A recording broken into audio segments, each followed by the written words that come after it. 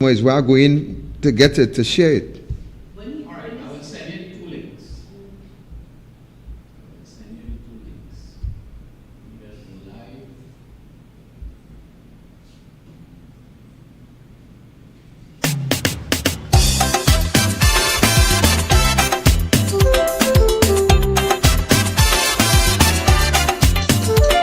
Right, I see it on UNC library. So I will get it from there. Anytime you bounce up a racist and you hear them running them out, it have a whole set of people don't care what they talking about. A racist is someone living happy and all their family doing well. So race talk is really not for people in the ghetto catching hell. Now tell them racists sufferers don't care about color. Sufferers don't care about race.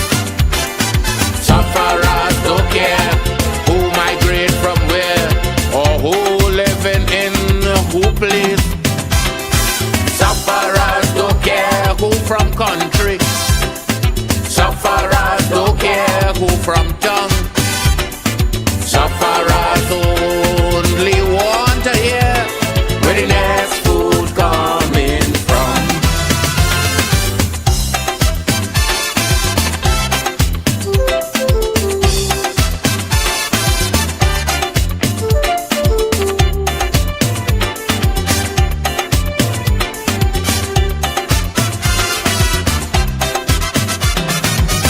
Get up early next morning. Go down in the 10 days yard. You see so much different type of people line up with the ID card. Or visit my village called Talparo, where they ain't get no water for years. People don't know the race, yes they don't know the color. With a bucket sit down shedding tears. Now tell them racist sufferers don't care about color. Sufferers don't care about race. Sufferers don't care who migrate from where or who living in who place. Sufferers don't care who from country. Sufferers don't care who from tongue. Sufferers only want to hear where the next food coming from.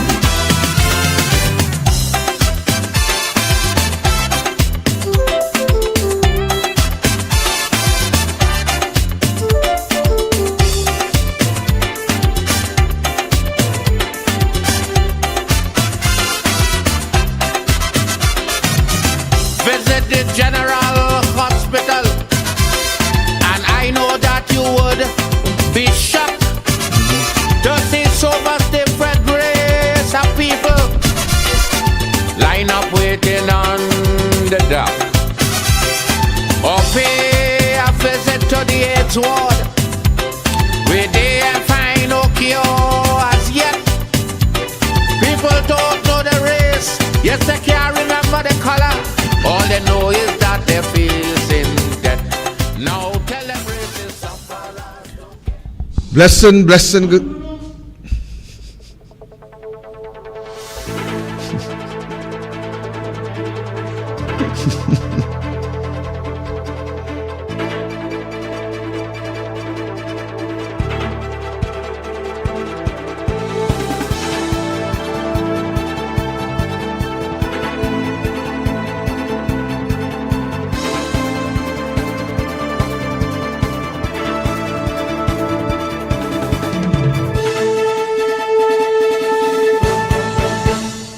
Blessing, good afternoon to each and everyone. Welcome to Facts Not Fiction. Let me welcome all our viewers, regionally, locally, internationally. Welcome. I am expecting Attorney at Law Kyle Taklal Singh to join me just around 6:45, 7. And when he reach here, we will get into another phase. So let me just welcome you and let's get into some action right away. I want to look at a story that made the news yesterday. And that story dealt with a fire at St. Jude's School for Girls in Belmont. This story said, Ayanna Webster Roy, Minister in the Office of the Prime Minister, responsible for gender and child affairs, has commended first responders for their professionalism and support in dealing with a fire on the compound of the St. Jude's School for Girls in Belmont on Saturday afternoon. The minister said at around 4:30 p.m., the manager of St. Jude's notified the Gender and Child Affairs Division that the roof of one of the buildings on the compound was on fire. Chief Fire Officer Arnold Bristol and personnel from the Rising Road headquarters responded and quickly brought the fire under control. Officers from the Children Authority, and the TTPS, the Trinidad and Tobago Police Service, the Port of Spain City Corporation, and other officials of the school were also on the scene. There were no injuries, she said, to residents or staff, and the fire did not spread to other areas of the facility, Webster Roy said. The fire destroyed the second floor of the building on the compound. Investigations are ongoing to determine the cause of the blaze. That is from Ayanna Webster Roy, Minister in the Prime Minister office, and of course with the responsibility for gender and child affairs. So good news, nobody injured, nobody damaged.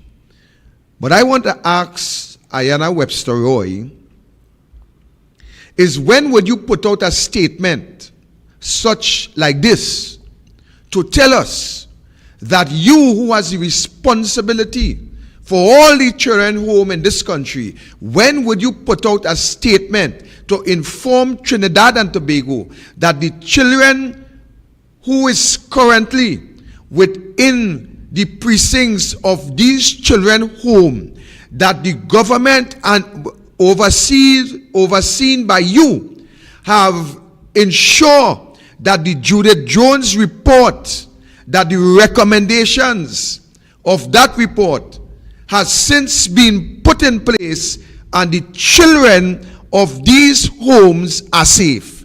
You see, you're quick to respond to tell us that the children of this St. Jude girls' home, they were safe. Nobody is injured as a result of the fire.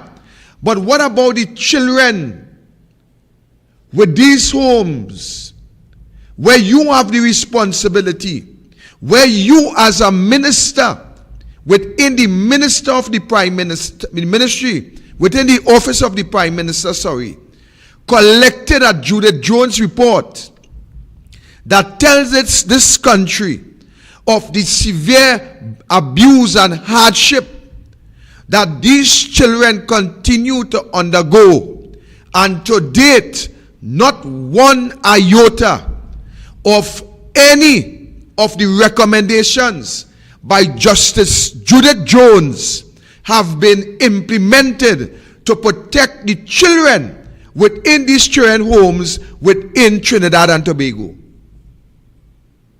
My question is why? You and Rowley told us that a task force were appointed to investigate the findings of Jude Jones. Does it make sense?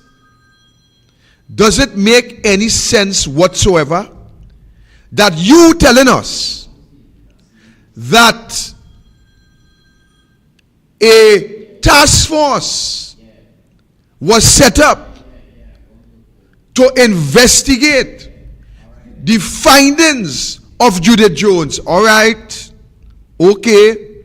So then Jude Jones wasn't competent with her report. Is that you're telling this population?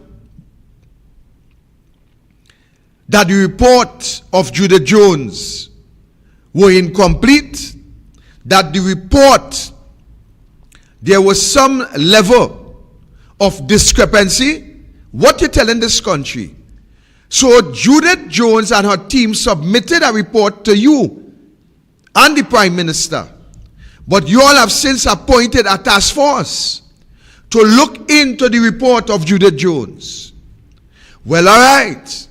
So then, is there a task force to implement the recommendations of Jude Jones? Because if a task force is looking into the report, then there must also be a task force to implement the recommendations that were made. But today the children in those children homes still remains in a vulnerable position. The pedophiles that two reports speaks of still exist. But to the end of the day, we, the people of Trinidad and Tobago, have not found any comfort within you and Keith Rowley in protecting the children of the future in this country.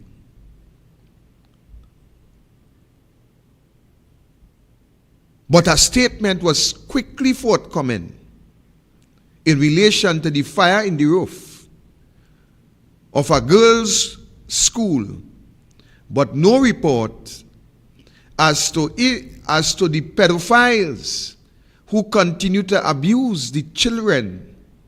There is no report as to the implementation of the recommendations to protect the children.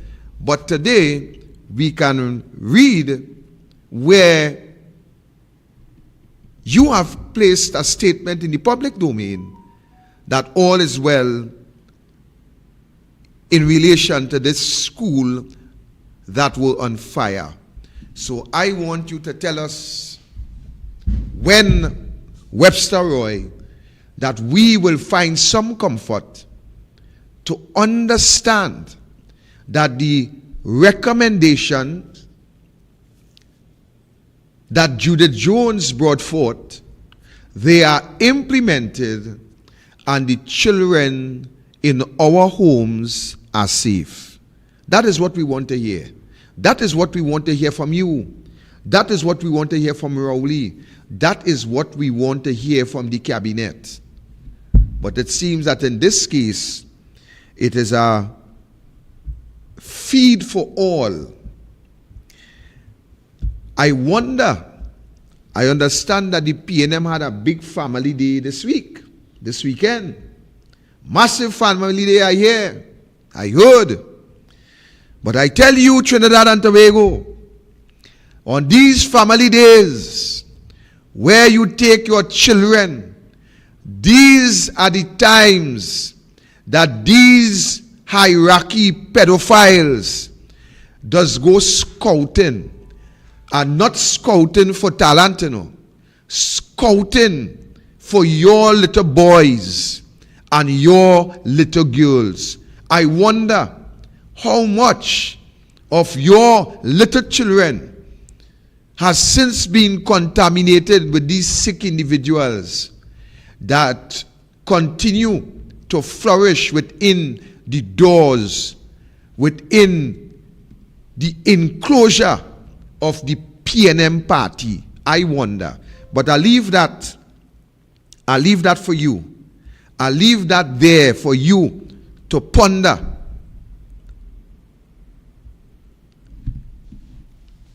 So, Keith Christopher Rowley. I don't know if I actually have the clip where Rowley was speaking with Foster Cummins on his left and Stuart Young on his right in relation to Rowley big fancy idiotic speech where he dealt with the UNC and the opposition leader and what have you, and the pundit and all who he states speak to the crime situation and speak to the East Indian people of this country is under attack. Well, I want to tell you something. I want to tell you, the people of Trinidad and Tobago, that you must examine the facts for yourself. I heard the police service also made a statement stating that there is no statistics to prove that East Indian people, that these people are under attack by the criminal element. They said there is no statistics to prove that. So be that as it may, ladies and gentlemen, I want to use that as a springboard to deal with another matter. And the matter that I want to use that as a springboard to deal with here this afternoon is that I want to ask the police service, if the police service, the TTPS of Trinidad and Tobago, if they carried out any survey,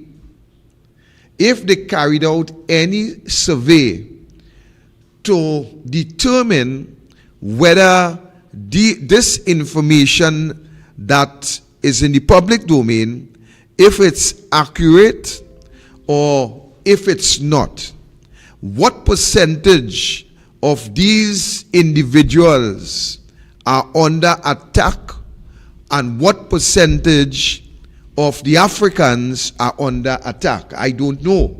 I am asking if the TTPS, while making a statement to tell this country that that is not true, there is no evidence to suggest that, I want to ask the TTPS if they could make their findings public as to determine what percentage of East Indian versus African is under attack. I just asking. But I want to deal, ladies and gentlemen, with the crime situation in this country. We are at a place where Rowley, within his family day, speaks to all of us, is facing the same threat as it relates to crime in Trinidad and Tobago. I want to ask the Prime Minister if it is he as Prime Minister, as head of National Security Council, which he always put in the public domain. I want to ask Keith Rowley if he have no shame. I want to ask Keith Rowley if he is shameless. Because I would think that as the Prime Minister of this country, who has appointed every minister to a portfolio,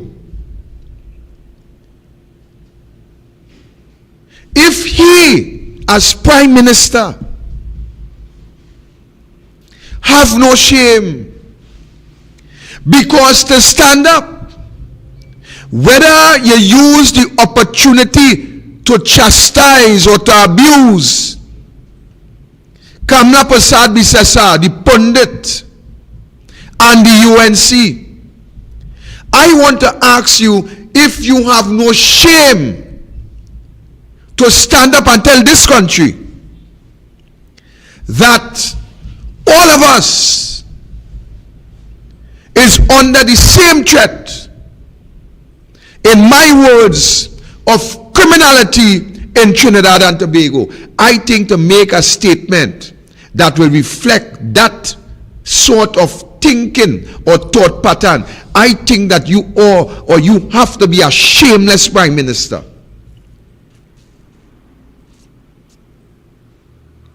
You, Keith Christopher Rowley,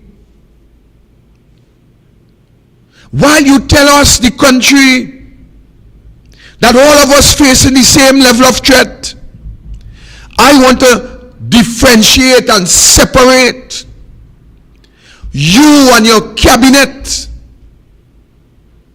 from us, the citizens of this country, because you are under no threat, Keith Rowley. You just full of yourself. You just know how to mamagai and papi show and to brainwash your supporters, who seems as though their brain is not functioning to stand up and listen to that crap that you speak into their hearing at that family day with Stuart Young and Foster Cummins on your left and right respectively. One thing I notice that I feel little good about is that when you talk that idiotic talk, the crowd seems not to ray and scream and cheer as they are accustomed when you tell them that the man who put you out the parliament, if they understand that he regretted it. I am glad to know that the crowd didn't scream and shout when you capitalize on the opportunity to brainwash them, to tell them that all of we face the same threat as it relates to crime.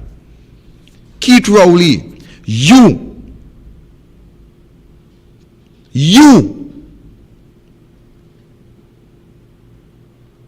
who should be facing the same threat that we're facing, it's very unfortunate that you not facing that threat. The threat that we face every day, 24/7, that we can be shot, killed, raped, our homes can be invaded. Not even a child safe on the play park. As we drove along roads in this country, any minute, any second, we can be a casualty, a statistic. But you want to have us believe that you are under the same pressure and agony, that the mental strain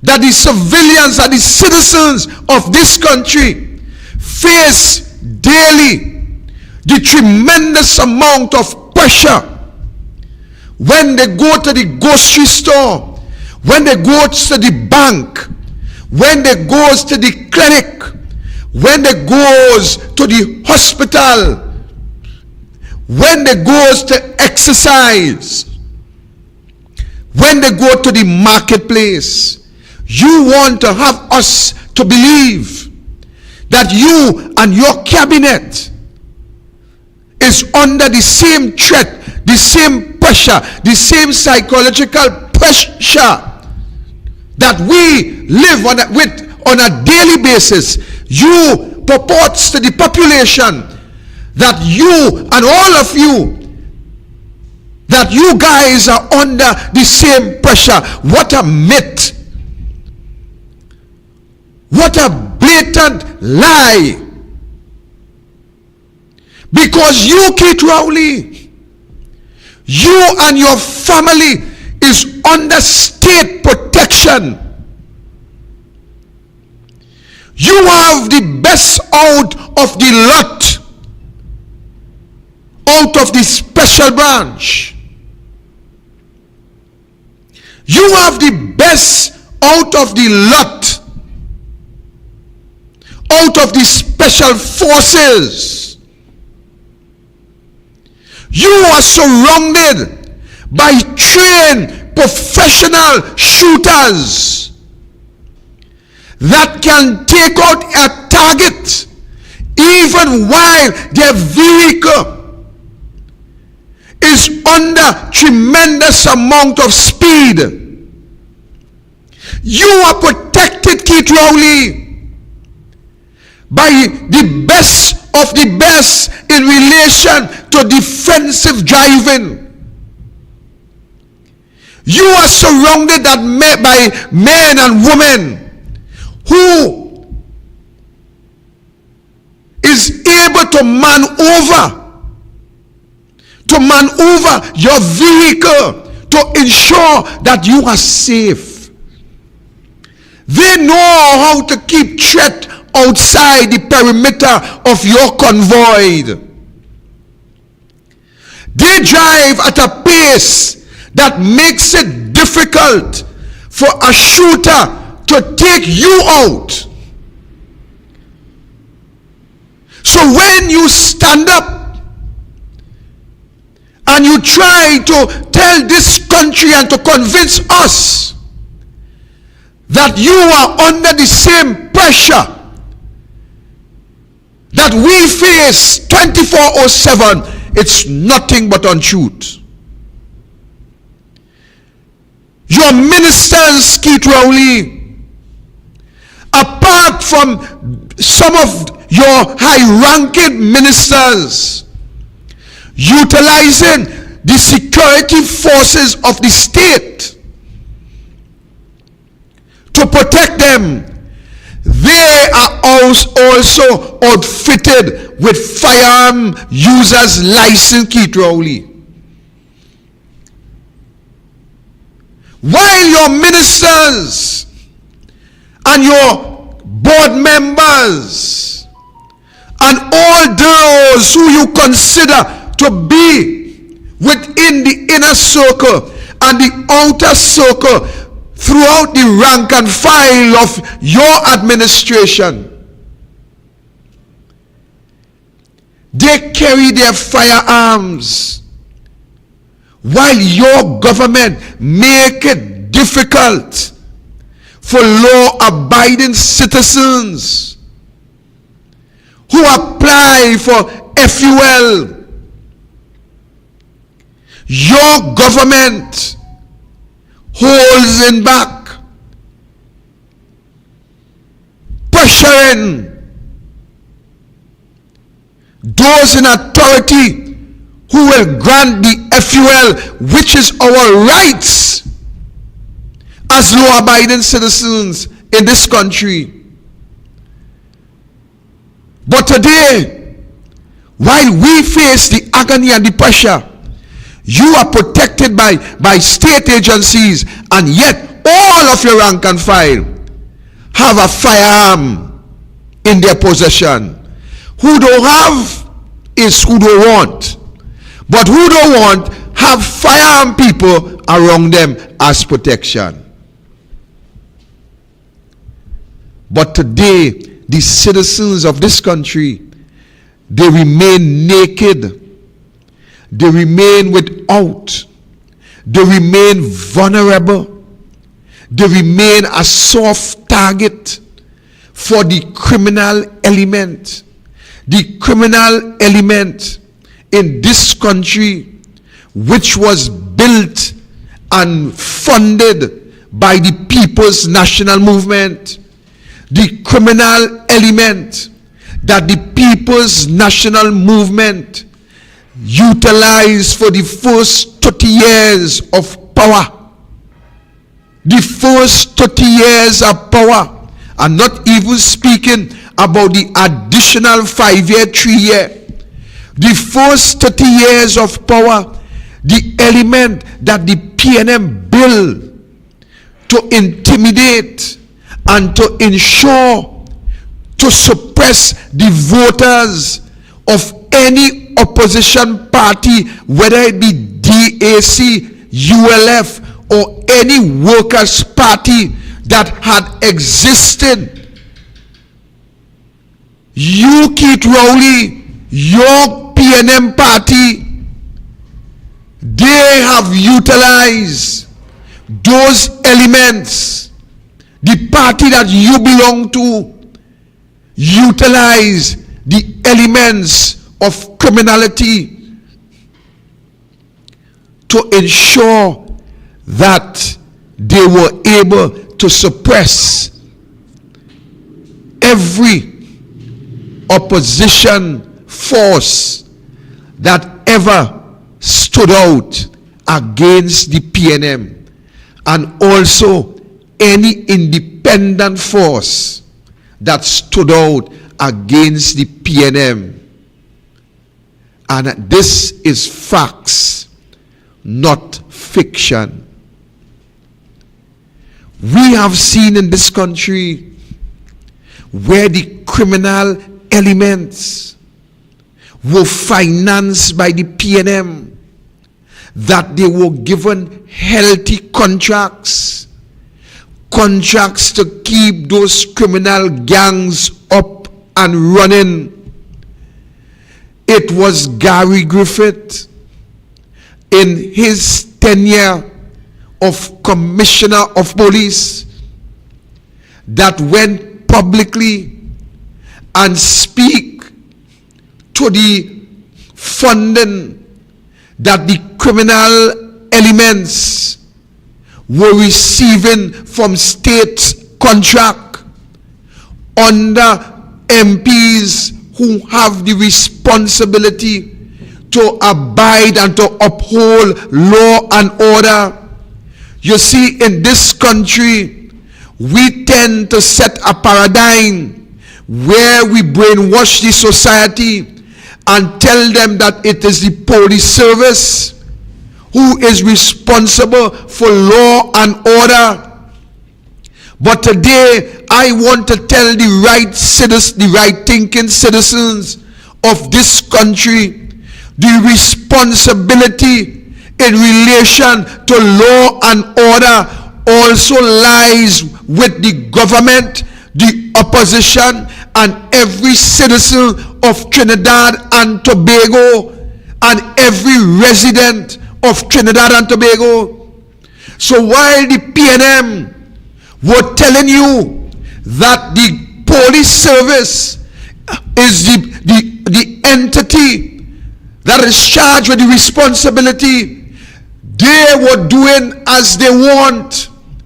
For the first 30 years of governance, we have seen the precedent that was set by a government that built corruption as part of governance in this country. The PNM have built corruption. They have enshrined a level of corruption, an unprecedented level of corruption within the first 30 years of this country. And today, they try to tell you that the UNC is responsible for corruption, but corruption was built by the hands of the People's National Movement in Trinidad and Tobago. That is where the corruption were built. They were the creators of lawlessness. 30 unbroken years of the PNM is what we are reaping today in our society. So when Rowley may stand up and tell you that dealing with this crime situation is a bit late, Rowley must also stand up and tell you that the PNM is responsible for the state of affairs in this country, the state of crime in this country. I went at length and proved to you that the PNM party is built with lawlessness. It is built with criminality. I tell you on the last couple programs where Mark Guerra was appointed an advisor to Minister Jarat Narayan in local government. I went and show you where cocaine and mortar bombs were orchestrated by the PNM, and it found itself in the tank of Sadiq Bash. I went at length and proved to you that a particular soldier who came out and made it known to the public that and certain attorney general children were on the range with assault rifles, the same rifle that Stuart Young now telling you that the government want to ban legal assault rifle. I want to ask Stuart Young, but he categorized it by saying by FUL holders. But it was the same assault rifle that an army personnel who is now deceased made it public, where we were able to see on the front page of the Trinidad and Tobago newspapers, where it is alleged that the children of Faris Alwari were in possession of assault rifles. That being brought to the forefront, that said soldier is now deceased under mysterious circumstances.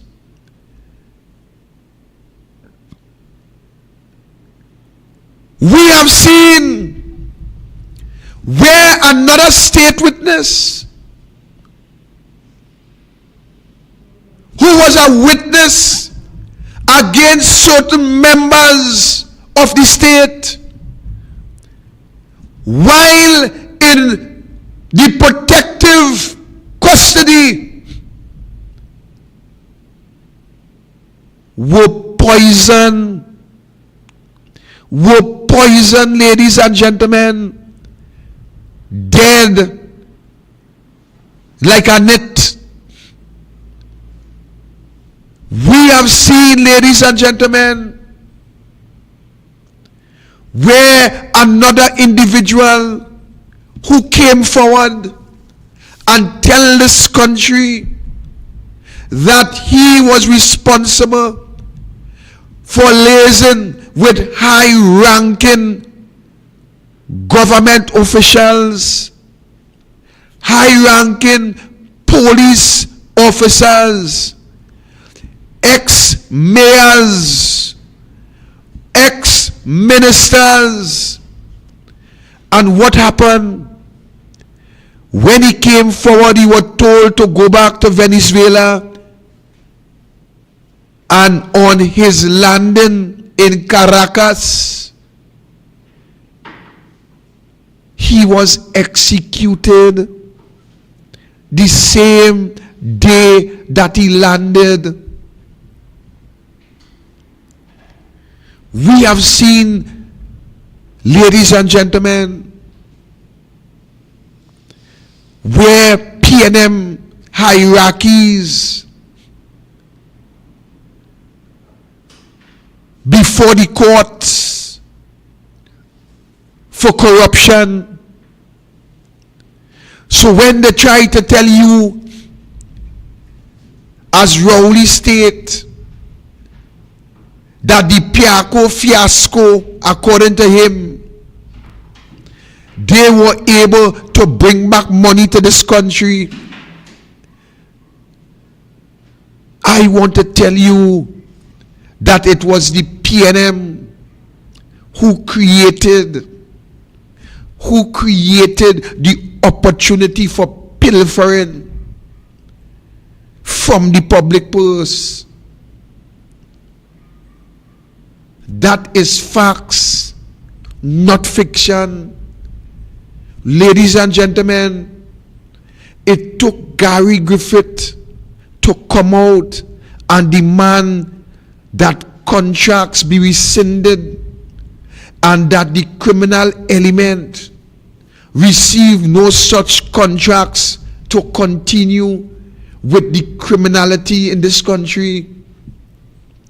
We have seen Keith Rowley justify equipment that came from Israel, while some say Pegasus and some say whatever.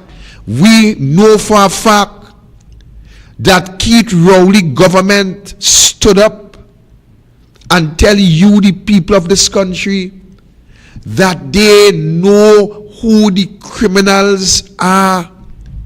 They said to you that they know the gang leaders. They tell you, Trinidad and Tobago, that give them the opportunity, they will deal with the crime situation. They went as far as to tell you that it's only a matter of time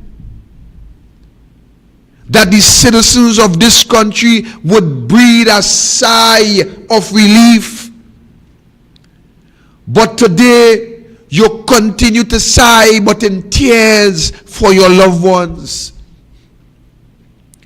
Today, nobody, none of you who is listening to this program within the borders of Trinidad and Tobago, none of you people, you are not safe.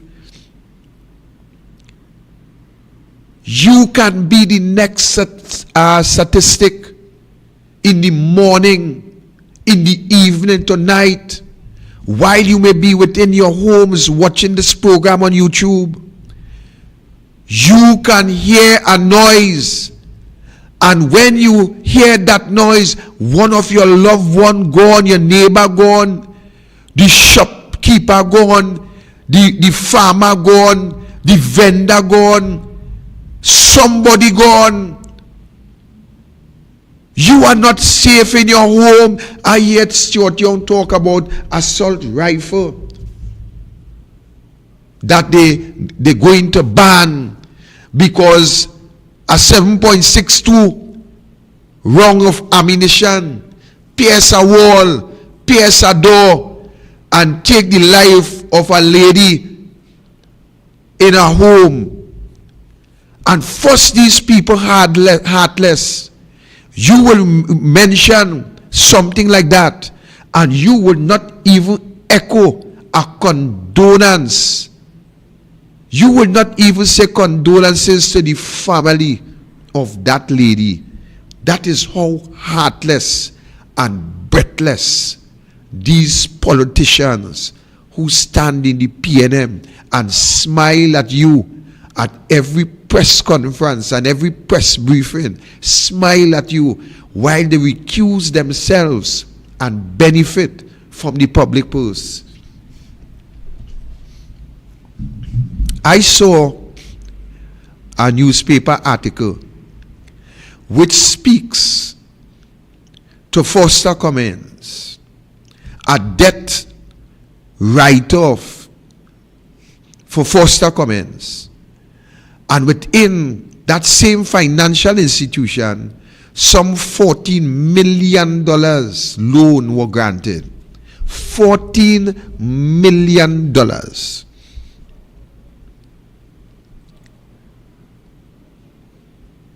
Foster Cummins is a government minister.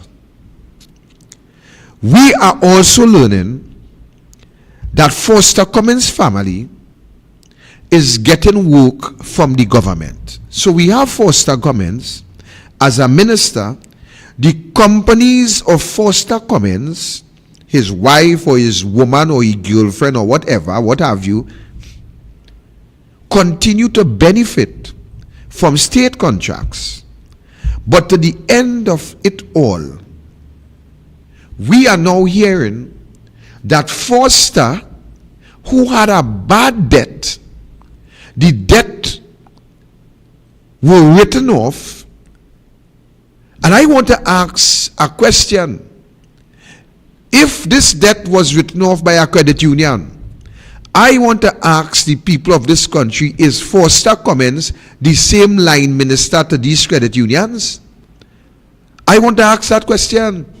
I want to ask if Minister Foster Cummins is the line minister to this same institution that write off his debt and grant him a bigger loan. I want to know if he's the line minister to this institution. And if he's the line minister to this institution, then I, Victor Roberts, from where I am sitting, I am seeing what appears to be a serious conflict of interest, serious misbehavior in public office. From where I sit as a layman, that is what I am seeing. So I want to ask if the Financial Intelligence Unit, who we understand had some kind of flag jumping up, sure it wasn't yellow. Sure the flag wasn't yellow that jumped up. So then if it wasn't yellow, it had to be red. Because I the two flags that are in Trinidad and Tobago, either yellow or red. So then it had to be a red flag that jumped up with Foster Cummins. And if this red flag did in fact jump up with this intelligence unit, my question today is, what flag jumping up now? Where I saw a front page article where Foster Cummins received some $14 million loan from an institution that write off a bad debt. Wrote off a bad debt. So they wrote off a bad debt today and they grant 14 million tomorrow. I want to know. I asking questions. I want to know. You see, and all your people in this country who supports the PNM, I hear one man say they're fighting down the black man. They're fighting the black man. The black man, because the black man get a little digit to do a business, they're fighting the black man. Well, Foster say that himself, you know. He say that himself. He come out and make that statement. That they're fighting the black man? No, the small man. The small man? Yeah. Right. But the small man in this country is so dotish. I want the small man to tell me what all they receive from that 14 million. All they get a hamper, all they get a grant, all they get a roof grant, all they what all they receive? Tell me. All they get free gas for a week to run taxi. What all they receive? What? All a little jump up in the family day. PNM. Right foot balize, left foot balize, the other foot no pay. What all they receive? What all they receive from the PNM more than old talk, papi show, hogwash? That what they receive. So the small man getting fight down. But my question is, what the PNM providing for the small man? What the Rowley say in 2015, the black man in this country is behind. And give me the opportunity, I will level the playing field. Well, You know what he do with the playing field? He level all you off the playing field. All you had no hope. All you had no choice. All you had nothing more than to go and jump up in some family day, and I hope all your belly was full when all you come back. All you was able to pay all the light bill, pay all the utility bill, send all the children to school, and make a proper grocery. I hope that is what happened. I hope Foster came out and give all you a little thing. Not what Rowley went and Mama Guy on E-Day, you know. Not where he went and Papi show people with charity, you know. You understand? The charity where they dress up like some circus clown. Yes, I saying it. Dress up like some circus clown on E-Day and handing all you whether $1, $2, $3, whatever. And people laughing. Papi show all you, Mama Guy all you. After they take away everything from all you, they come back to Papi show, to Mama Guy all you, to say that they're giving all you some kind of charity. And I know some idiot go jump up on Facebook and say, well, charity is between he and the Lord. Well, charity wasn't between he and the Lord when they carry the whole entourage of media personnel to ensure that the public relation part of it is established, that he and Stuart Young dress up like two clowns and they giving out charity. But that is what all you deserve. That is what all you deserve. You see, all you don't like goodness, you know. All you don't like to stand up for what is right. All you want to watch creed and race. All you want to watch ethnicity. All you want to watch the color of a boy and a girl's skin. And when all you watch that, all you believe that all you're doing the right thing. But Keith Christopher Rowley and the rest, they don't care whether all you live or die. It was Keith Rowley who said what? Who dead, dead. I remember that clearly. Who dead, dead. And who live, live. That is what all the Prime Minister tell all you. So you think, ladies and gentlemen, you think that the criminal element ain't seen what going on? You think that the criminal element, that they are not aware of the amount of corruption that is taking place in government? The only thing, ladies and gentlemen, I will say today is I want to tell the criminal element that they're targeting the wrong people. I want to tell the criminal element that all you're targeting the wrong set of people. All you're targeting all your brothers and all your sisters. All you're targeting all your community. All you're targeting the people who striving to survive in this country. Them is not all your enemy. Them is not all your enemy. I keep telling all you that. All your brothers and sisters, they are not your enemy. Or you're targeting the wrong group of people. The wrong group. That group of people ain't getting no debt write-off. That group of people ain't getting no 100 million in contract.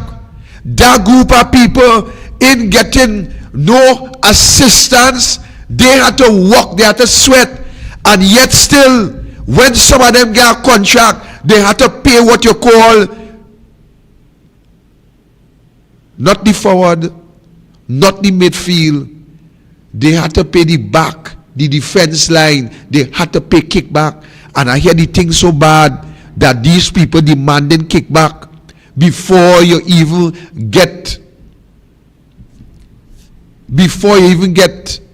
any sort of money. They demanding you have to pay it up front. So you think the criminal elements in seeing that the real criminals is those who sit in government? You feel they ain't saying that? You feel they ain't seeing that? They're quite aware. The little black boy and black girl on the street, while some of them may not be able to read and write, let me tell you what they could do. They could very well count, and they know exactly what $14 million look like. They may not see it, they may not feel it, but they know exactly what $14 million could do in our country.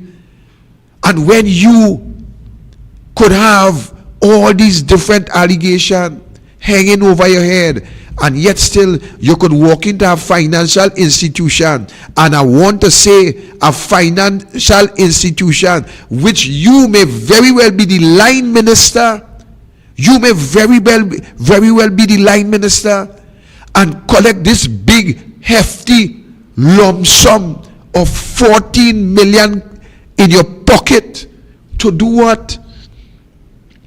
What are 14 million going to do? Is that 14 million going to that 14 million, would that be invested in importing assault rifles to the country? I don't know. I asking.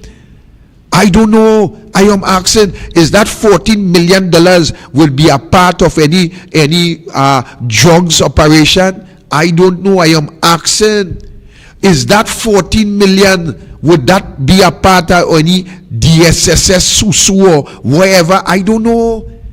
I don't know. But what I do know is that the special branch submit a report with various and sundry discrepancies in relation to you, Minister Foster Cummins.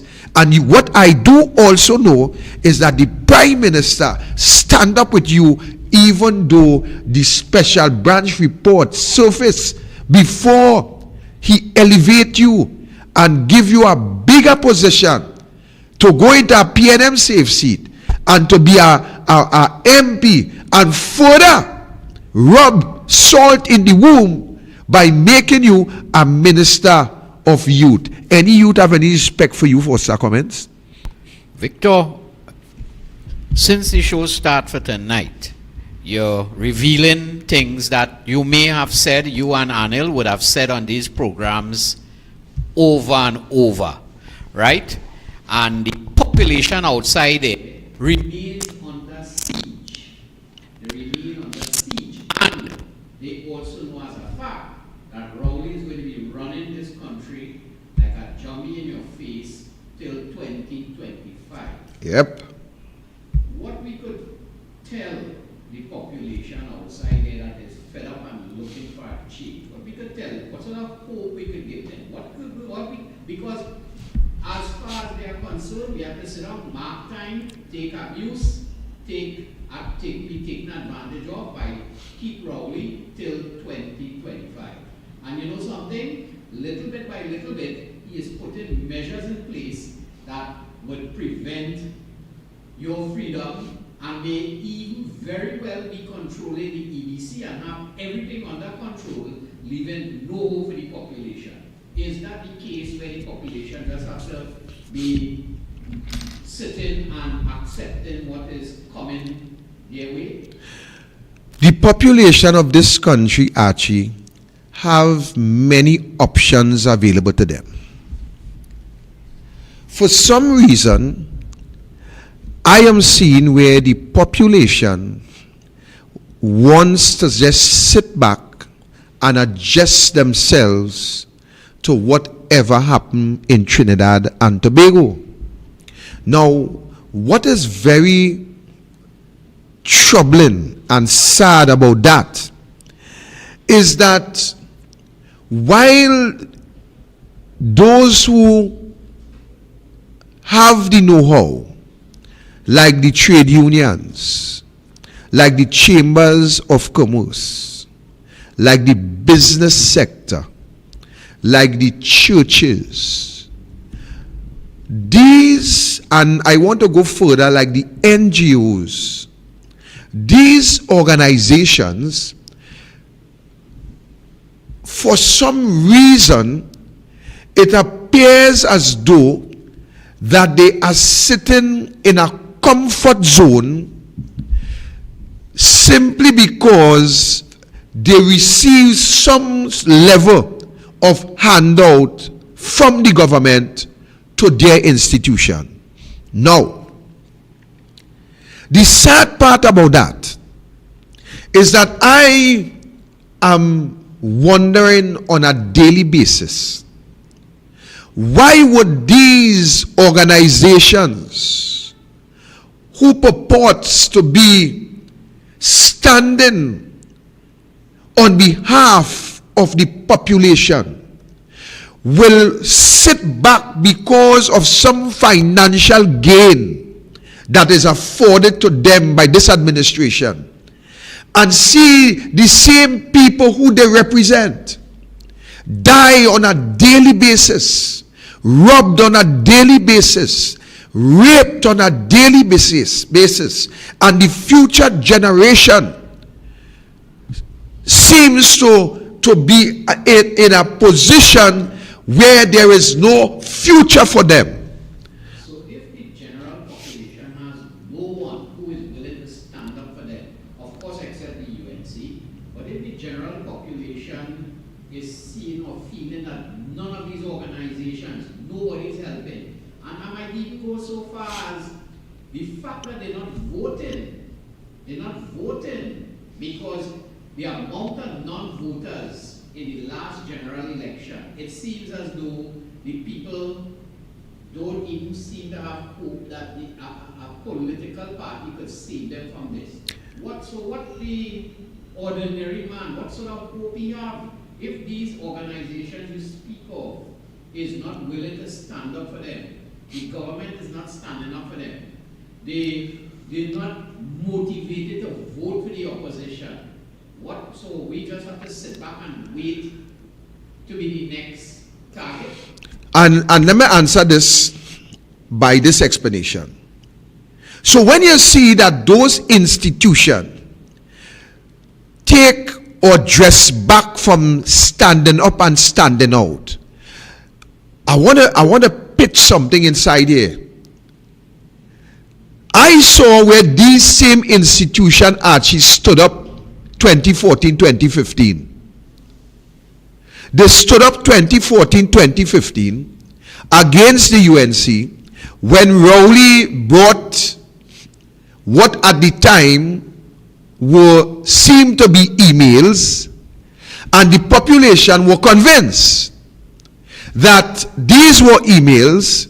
The population was also convinced that the Section 34 fiasco was to free two individuals, even though the PNM had supported the same Section 34. But are using that to prove a point. So these same entities, the aforementioned entities, they were willing to stand up against the UNC. But here we are in a worse position, and the same entities who would have stand up under or against the UNC, the same entities today, they are refusing to lift a hand to stand up against Keith Rowley and the PNM. The same entities. You see, and I understand the point. I understand the point where some people are saying that they don't trust the UNC. Don't feel I understand the point, you know. And let me tell you why I understand the point. I understand the point because I am an independent thinker. People can't think for me. I understand the narrative that is being painted by the PNM that keeps the individuals in society in doubt whether or not they can trust the United National Congress. I understand that. I also understand the picture that is being painted on a continuous basis that the UNC corrupt, that the UNC this, that the UNC that. And while that picture is continuously painted by the PNM to the population against the UNC, the population have found themselves down in a syndrome that they are willing to sit idly by and see the brother, the sister, the mother, the father, the cousin, the auntie, the uncle, the nenen drop like flies by the side of the road and still hold on to a narrative that has been painted by the PNM in this country.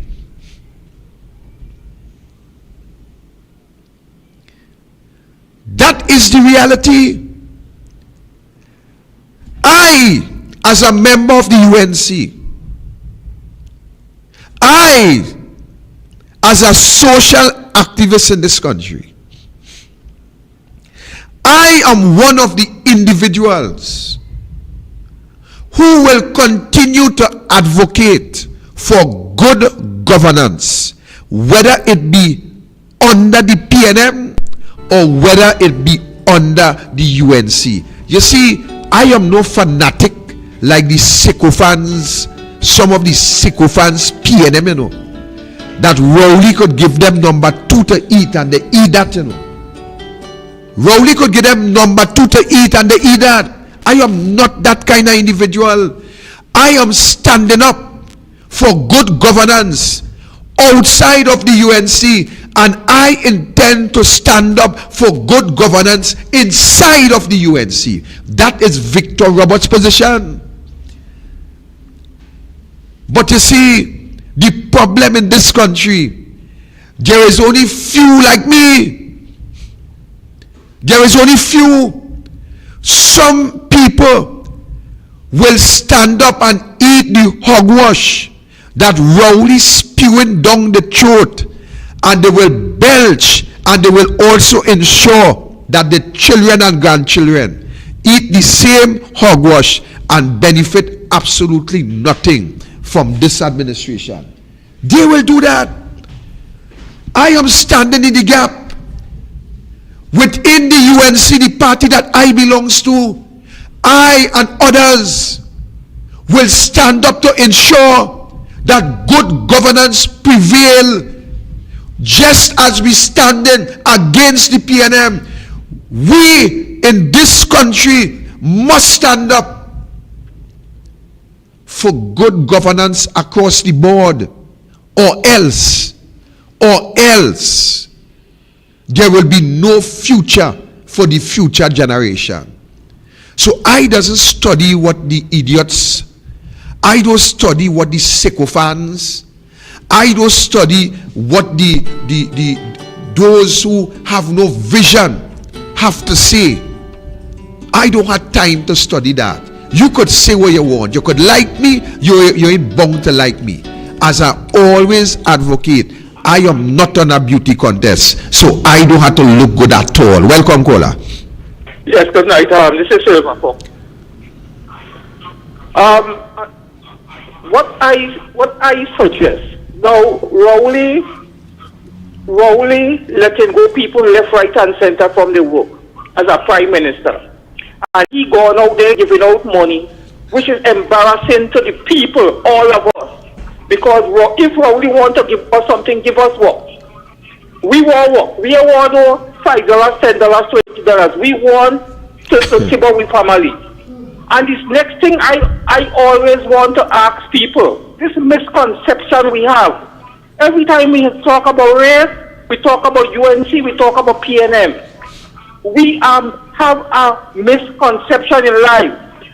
My color is black, and black people is racist too. I meet up on 20 black people is racist. You can't even touch their car, you can't even talk to them. You're too low to talk to them. Understand that well. Trinidad and Tobago, we have one mission in hand, is to get out there on the 6th. On the 6th of this month, we have the opportunity to show our solidarity. We are not fighting for Victor. We're fighting for ourselves and our family. We self and our family, not Victor. You are doing Victor no favor. And I'm calling on the UNC MPs to get out here too. This is our fight. This is Trinidad and Tobago. We have to stand up somewhere. We can't be divided. If we are divided, we will fall by the wayside. We will be fools. Rowley said we are fools, and let us show P. Christopher Rowley we are no fools. We are sensible and more sensible than him, because all his work is to do with stones, only stones. We better than that.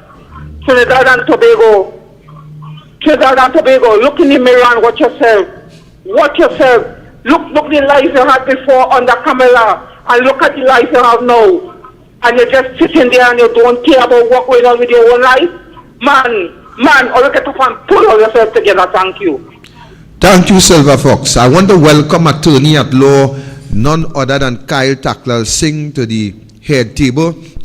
And as he comes into the head table, we will switch the conversation just a little bit in respect to the where we are in terms of what progress we have made in relation to Saturday the 6th. And of course, I want to, while I agree with you 100%, Silver Fox, I just want to give my brother here just to read something that we may pelting a little discussion on just a while ago. I think it's this right here. I just wanted to look at it. I may just want to touch something on it. So I want to tell you, ladies and gentlemen, that good governance is what we must demand in this country. We had to draw a line somewhere, you know. We cannot have a government doing the wrong thing and we support that.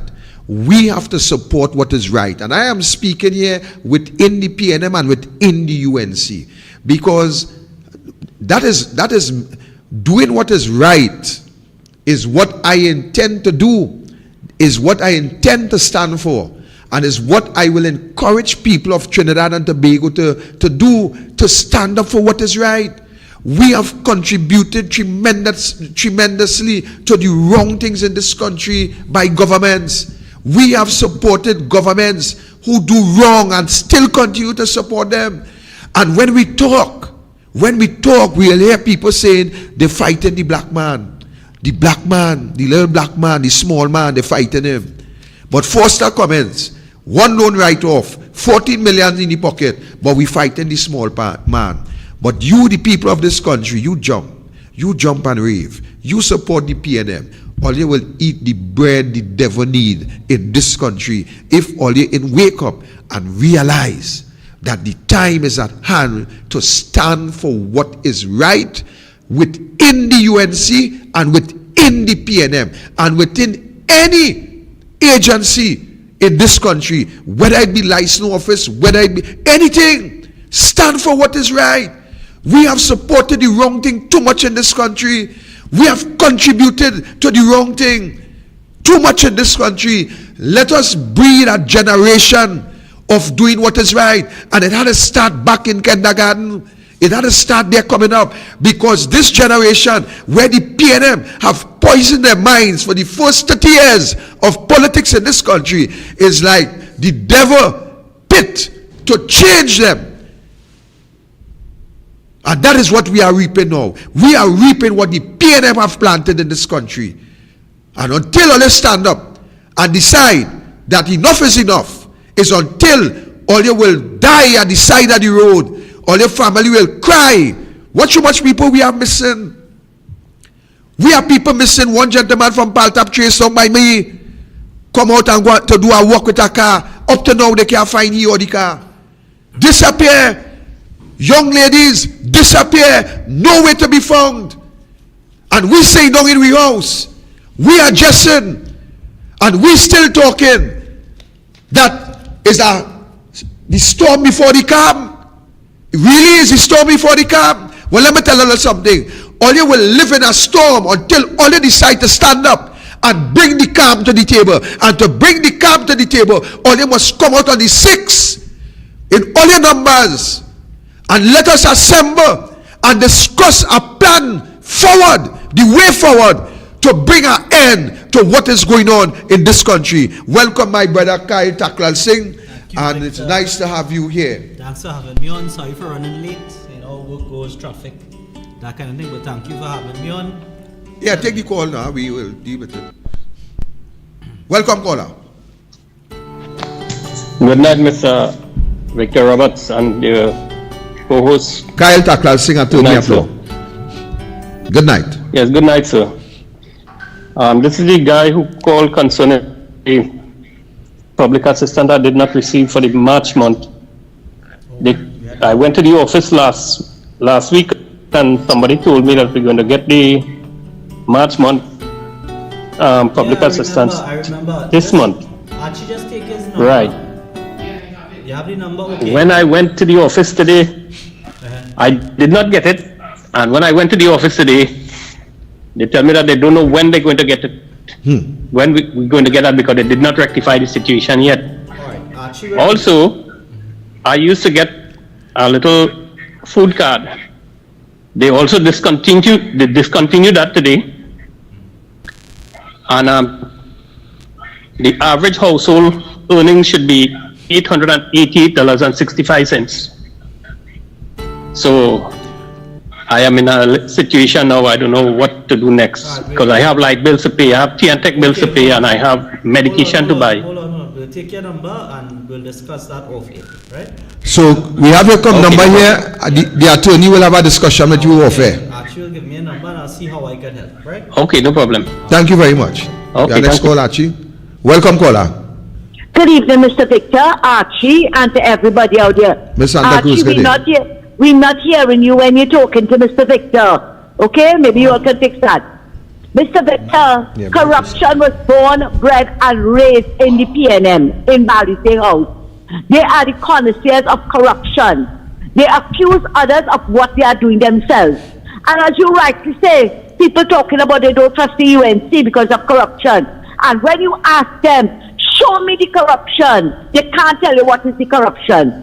But everything that comes out of your mouth is what keep Rowley spewing. Yep. Rowley have no plan, no crime plan, no education plan, nothing. The only plan that he has is to stand up and lie to his supporters. And they're swallowing it up. They're falling for its hook, line, and sinker. Look at what is how we accuse Mrs. Prasad Bissett of pushing race.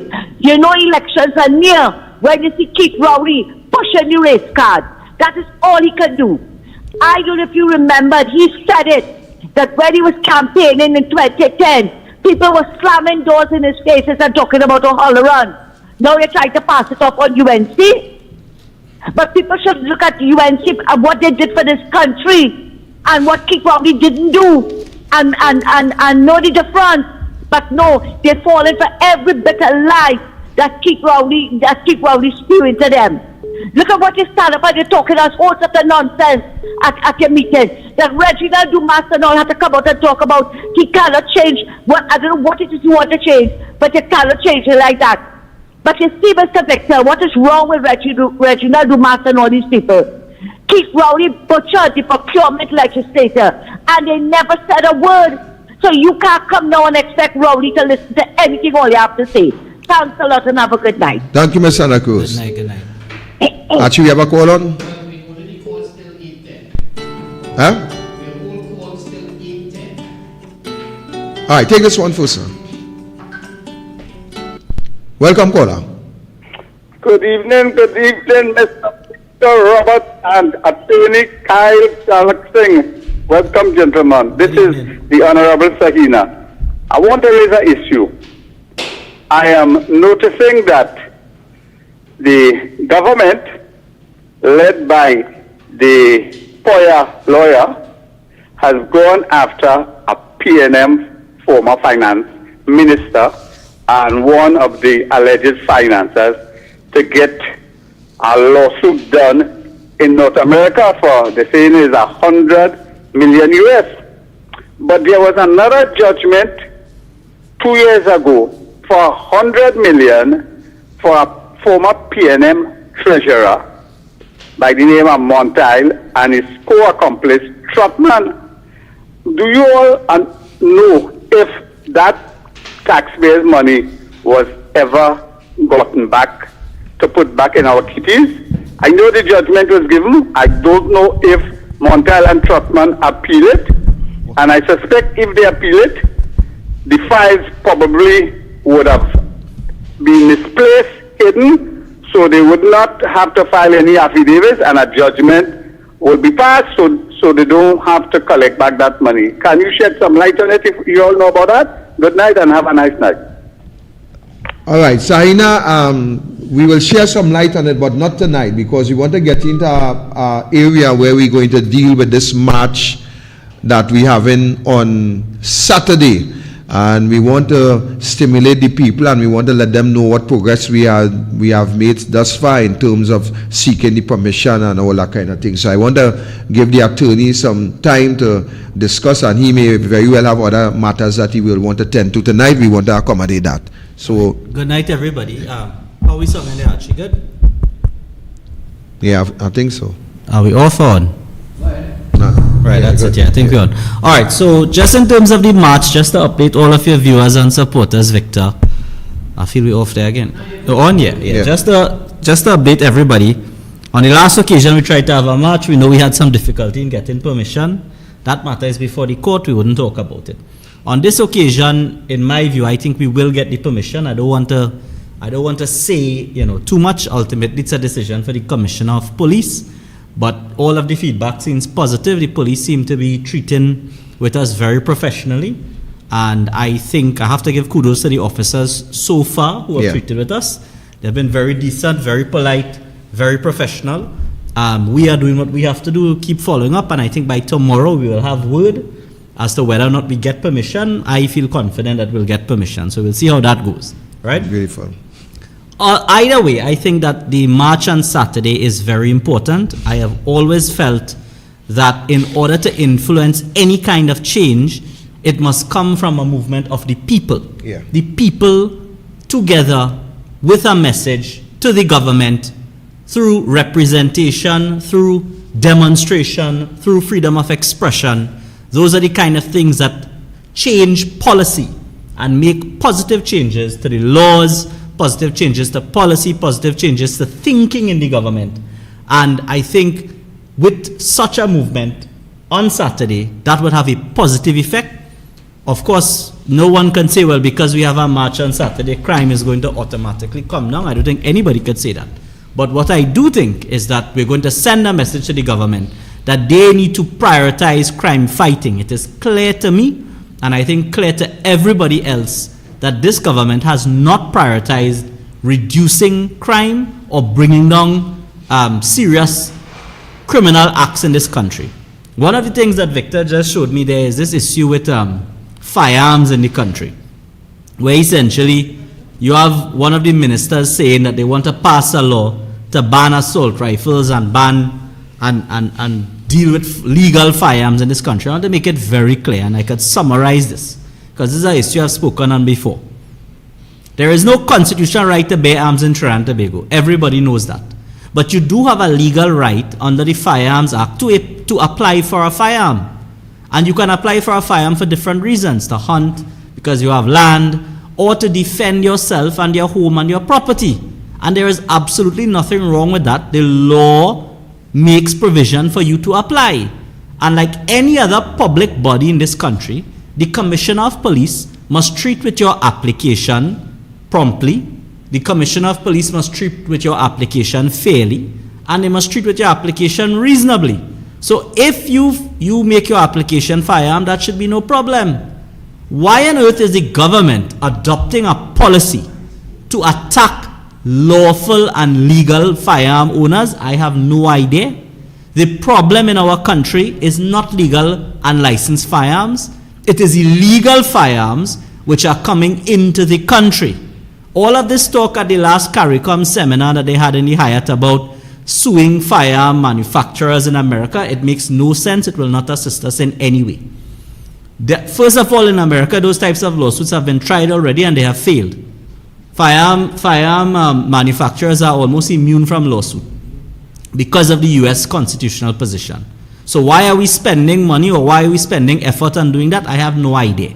It seems to me that it is some symbolic thing that the government is trying to show people that we are fighting firearms. It is not true. It is not going to assist us. We need to lock down borders. We need to have scanners. We need to have constant police patrols. And we need, and as I have advocated for, and I know some parts of the UNC have advocated for, we need a change to the self-defense laws. Now I hear stand your ground and all of that. That is, you could call it what you want, right? Currently, the law is that if you are attacked, you're entitled to defend yourself, whether it be in the road or in your house. The law also says that you don't have to wait to be attacked. That if you feel that you are going to be attacked, you could launch a premeditated, you could launch a strike to defend yourself. That is the law. However, where the law I think needs to be changed is not in public. I think when it comes to your home, the sanctity of your home, I think that the self-defense law needs to be adjusted, because one of the rules of self-defense is that a person who is under attack must use reasonable force or force that is reasonably necessary to defend themselves. I think that that position is okay, Victor, if you go out in the road. You go out on the road, you're out the road, you're getting a little altercation with a man in a bar. You must, if you have to defend yourself, I think in those circumstances, the law is right. Reasonable, you have to say what's reasonable. A man can be coming at you with a bottle and you have a machine gun and you open up on him. That is wrong, right?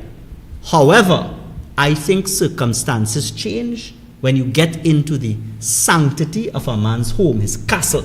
A man's home is a man's castle. Yeah. And if you come into my castle, I should not have to think about anything reasonable. What you doing there?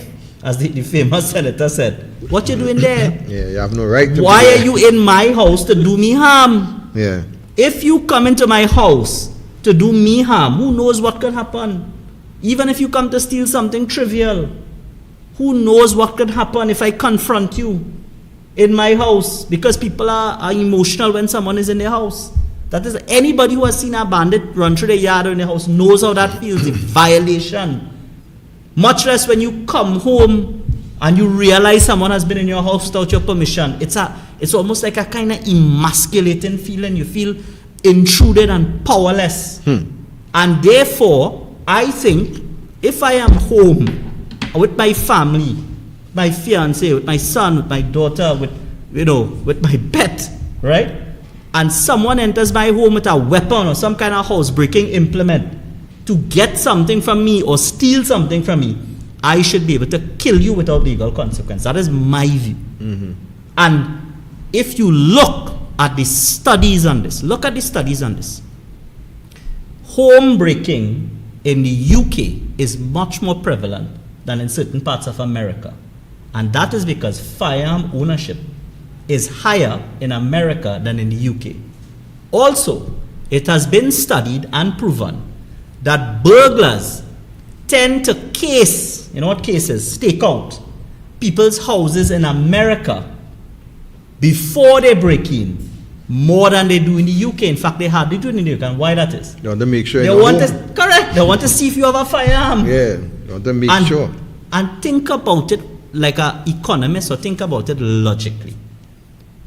People are not going to break into their homes in a community where they feel that the homeowners have firearms. There is a town in America, anybody could Google it and research it. There's a town in America where the law is, right, that homeowners must have firearms. So the law is, if you're a homeowner, you must have a firearm. And you know what the burglary rate in that town or that province in America is? Less than very, very, very low. It dropped dramatically by 50-60% when that law came in. And it is because it deters firearm. Now, I am not a pro-gun person. I don't advocate giving everybody a gun who wants it. I think there should be stringent checks. I think you should have screening, and you must have constant training. And I think if you misuse your firearm, if you decide you want to catch kicks with your partners and you go and decide you go down in some place and you just shoot off your hand for kicks, you should lose your firearm. Because if you have a firearm, it should be held and used responsibly. Right? That is my clear position on firearms.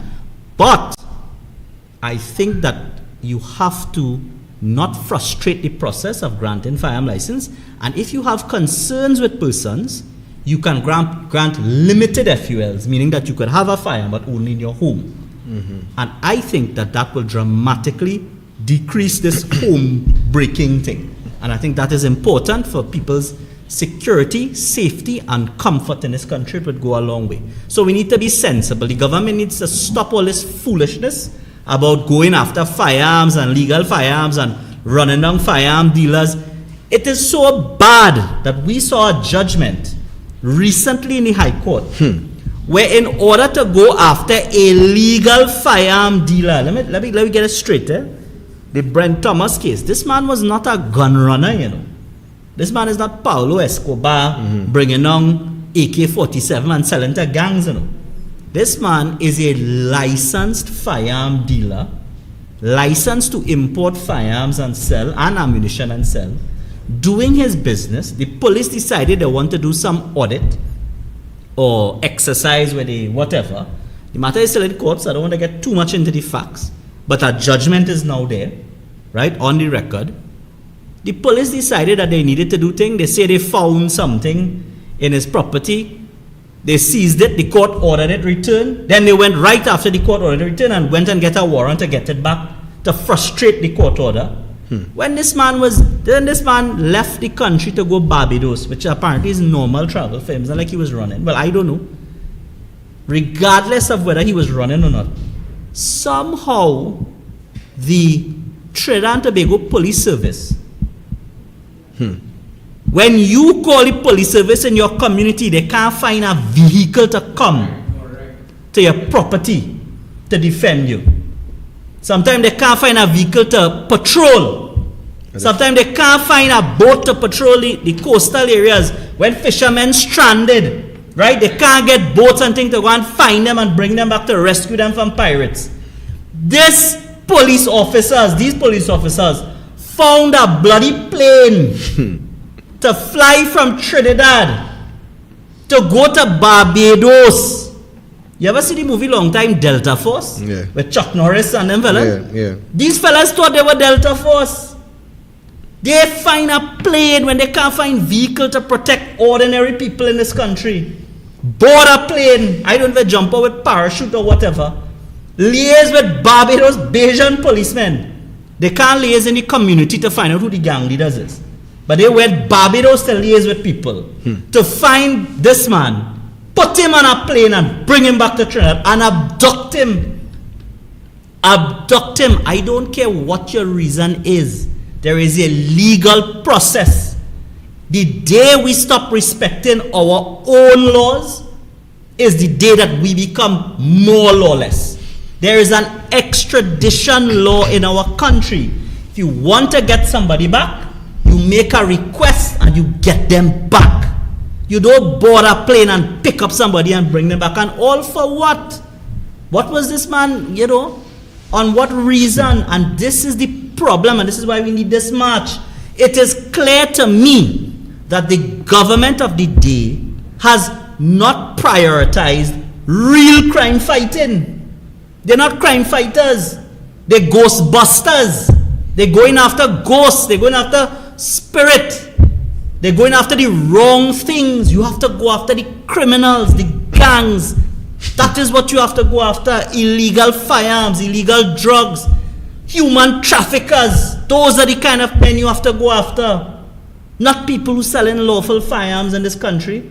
And the legislation you should be bringing should be to defend citizens, to give them rights to defend themselves. Not trying to take away legal firearms from them that they could defend themselves with. I heard the police talking about you don't have a constitutional right to firearms. We have a goddamn constitutional right to life. And when a man breaks in my home, if I have a firearm, I must defend my life. That is all the constitutional right you should be concerned about.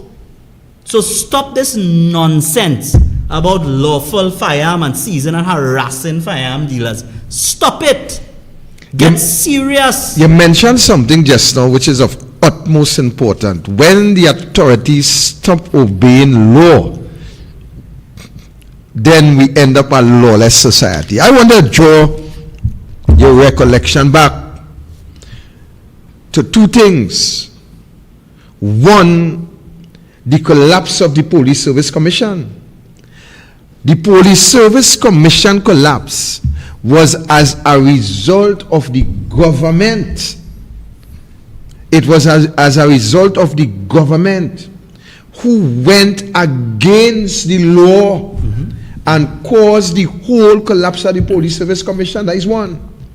Two, it was Faris Alwari and the indemnity with Vincent Nelson that have us today in a position where millions of pounds and millions of US and millions of whatever money you want to call gone out the window simply because the government choose not to follow law.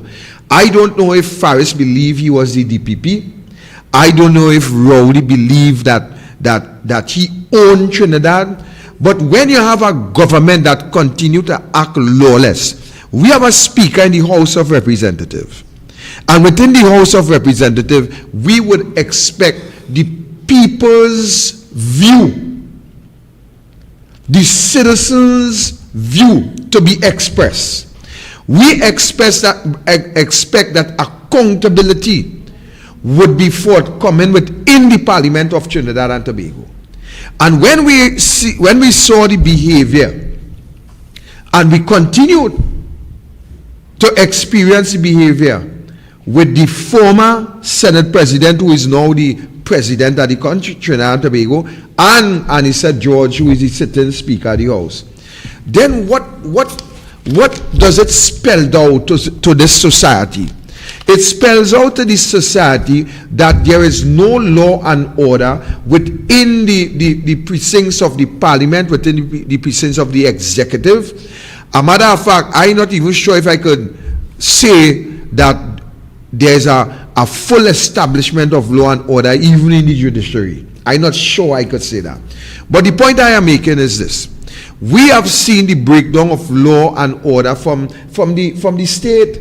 And when you see breakdown of law and order by the state, because I remember the same matter that you're talking about, it is also alleged that we had police officers in the diplomatic center reporting to who?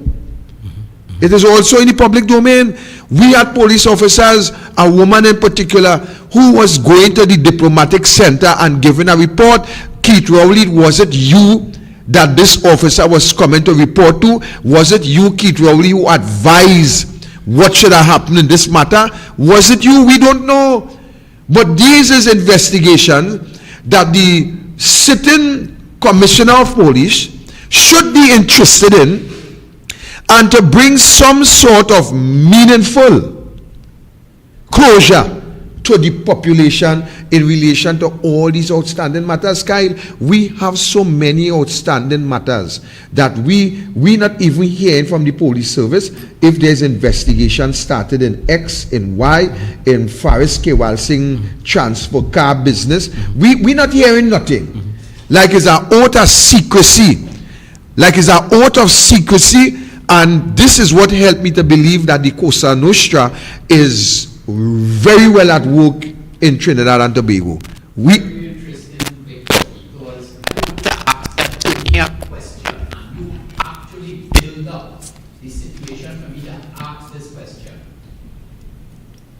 You, Anil, every MP, the whole of the UNC for the last 7 years, every day going on TV, going on programs, waiving all kind of freedom of information, bringing all kind of documents and affidavits and concrete evidence. I've seen Dinesh and Senator Nakit taking accusations back by all kind of affidavits and all kind of things, and nothing seems to be happening. Every day on my Facebook post, I put up a picture of the PNM laughing.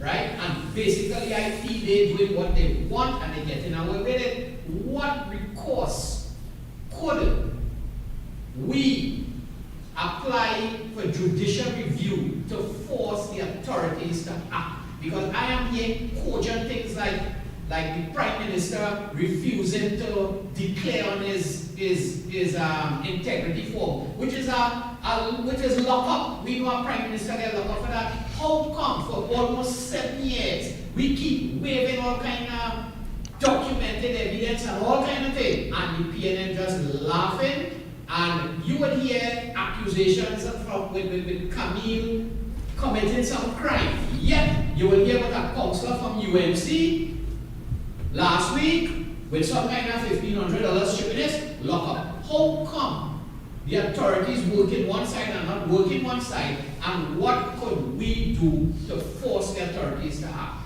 Is there anything in law that we could force some mandamus or judicial review? I'm not sure.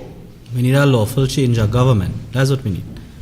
All of the ills that you spoke about, Archie, could be solved with a lawful change of government, a new government that respects the rule of law. And I know that you may feel powerless, and there are little battles you can fight in court and file judicial review, and we file a lot of them. Mr. Ram Logan files a lot of them.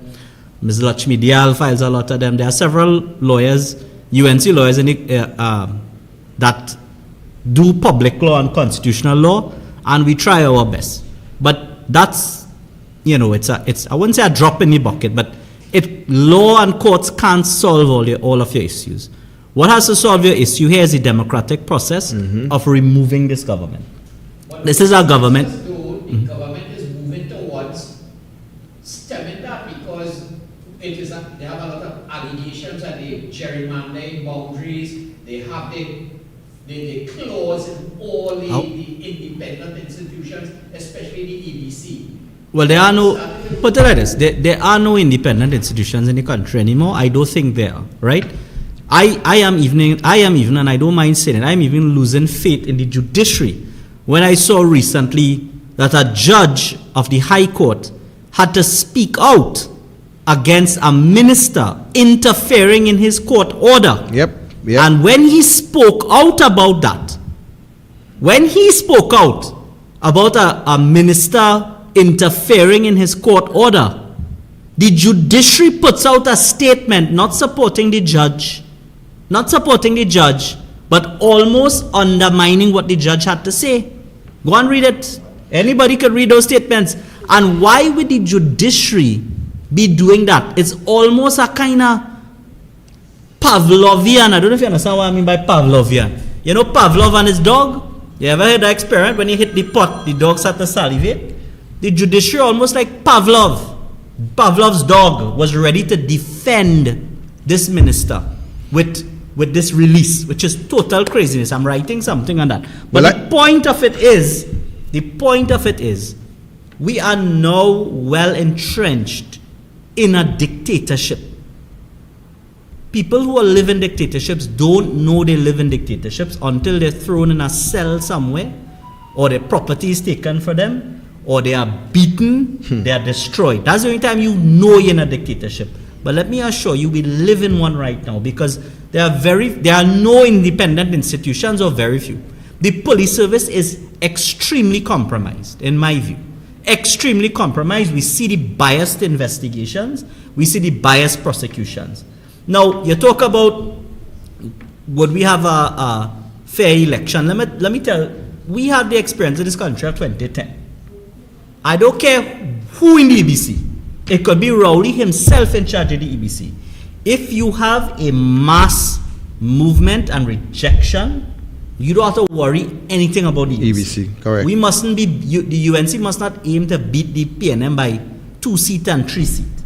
It must be to beat them by 10 seats. We must look for 30 and 35, and you could do it because you did it before. The country has to be convinced, with people like you, Victor, to make a change, a serious change in this country to governance, and still make the right choices. It is either you want the rule of law or you want the rule of tyranny. It's a simple decision. It is either you like living or you want to be dead by the gun of a bandit. Those are the very simple choices that you have.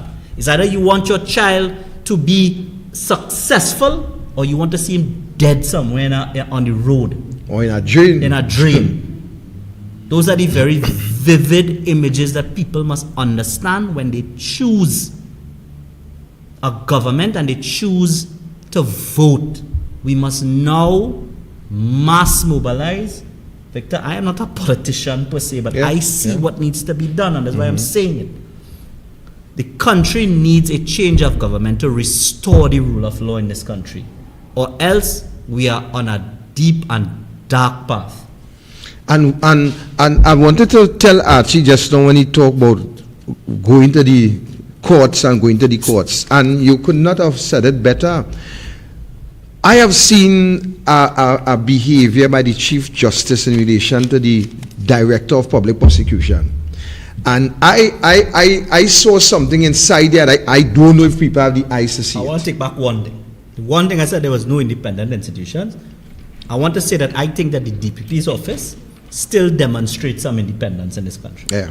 I can't say for sure if it's a fully independent, but what I can say ostensibly, looking at it, I think the DPP's office is demonstrating independence. I want to draw back that a little. Yeah, last man standing. I'll walk back that statement. Yeah. And when I saw the behavior of the Chief Justice, because the Chief Justice showed his hand, I don't know if people in the country saw it, but the Chief Justice showed his hand in relation to this situation with the DPP. And this is the pattern. You have the Director of Public Prosecution criticizing the attorney, or being criticized by the Prime Minister, and he responded. What the hell is the need for the Chief Justice to get into that? You have a judge criticizing a minister for involving himself in the order. The judiciary runs out with a statement. Why? What is the need? Where? Why would you want to put out such a statement? If you read the statement, it's such a foolish statement. Certainly, I hope no judicial person looked over that, because then we need to look at how we recruit judges in our country. Well, brother, I have said it over and over again that the judiciary, as far as I am concerned, the judiciary have allowed itself to be compromised by political affairs. Because let me tell you something. If I was a judge, I sure by now they would have had me on some disciplinary charge for insubordination. Because I would have never taken an instruction from a Chief Justice. We have all these allegations hanging over your head in this country and still jumping out and appears to politicize a situation between the DPP in response to what Rowley said with this building that they rent how much million and nobody in use. You understand? I am watching closely. You see, the danger with the judiciary is when you have these type of allegation and you allow a Prime Minister who is really the only individual who could really set up this tribunal to investigate these allegations, and you have a Prime Minister who would not give the Chief Justice a fair opportunity to deal with the allegations that hang over his head from back then and still hanging. And when you recognize that the Prime Minister would not grant him this opportunity, it tends, from where I sit, to show that it's a political control, that it's not only the allegation that is hanging over the individual head, but it is also the hands of the Prime Minister that is also wrong the neck of the individual. And when my hand wrong your neck, you better give me the result I want, or I choke you. Well, unfortunately, you're right. The impression that the society and the country and most right-thinking people have, if there is an allegation against someone, it should be investigated.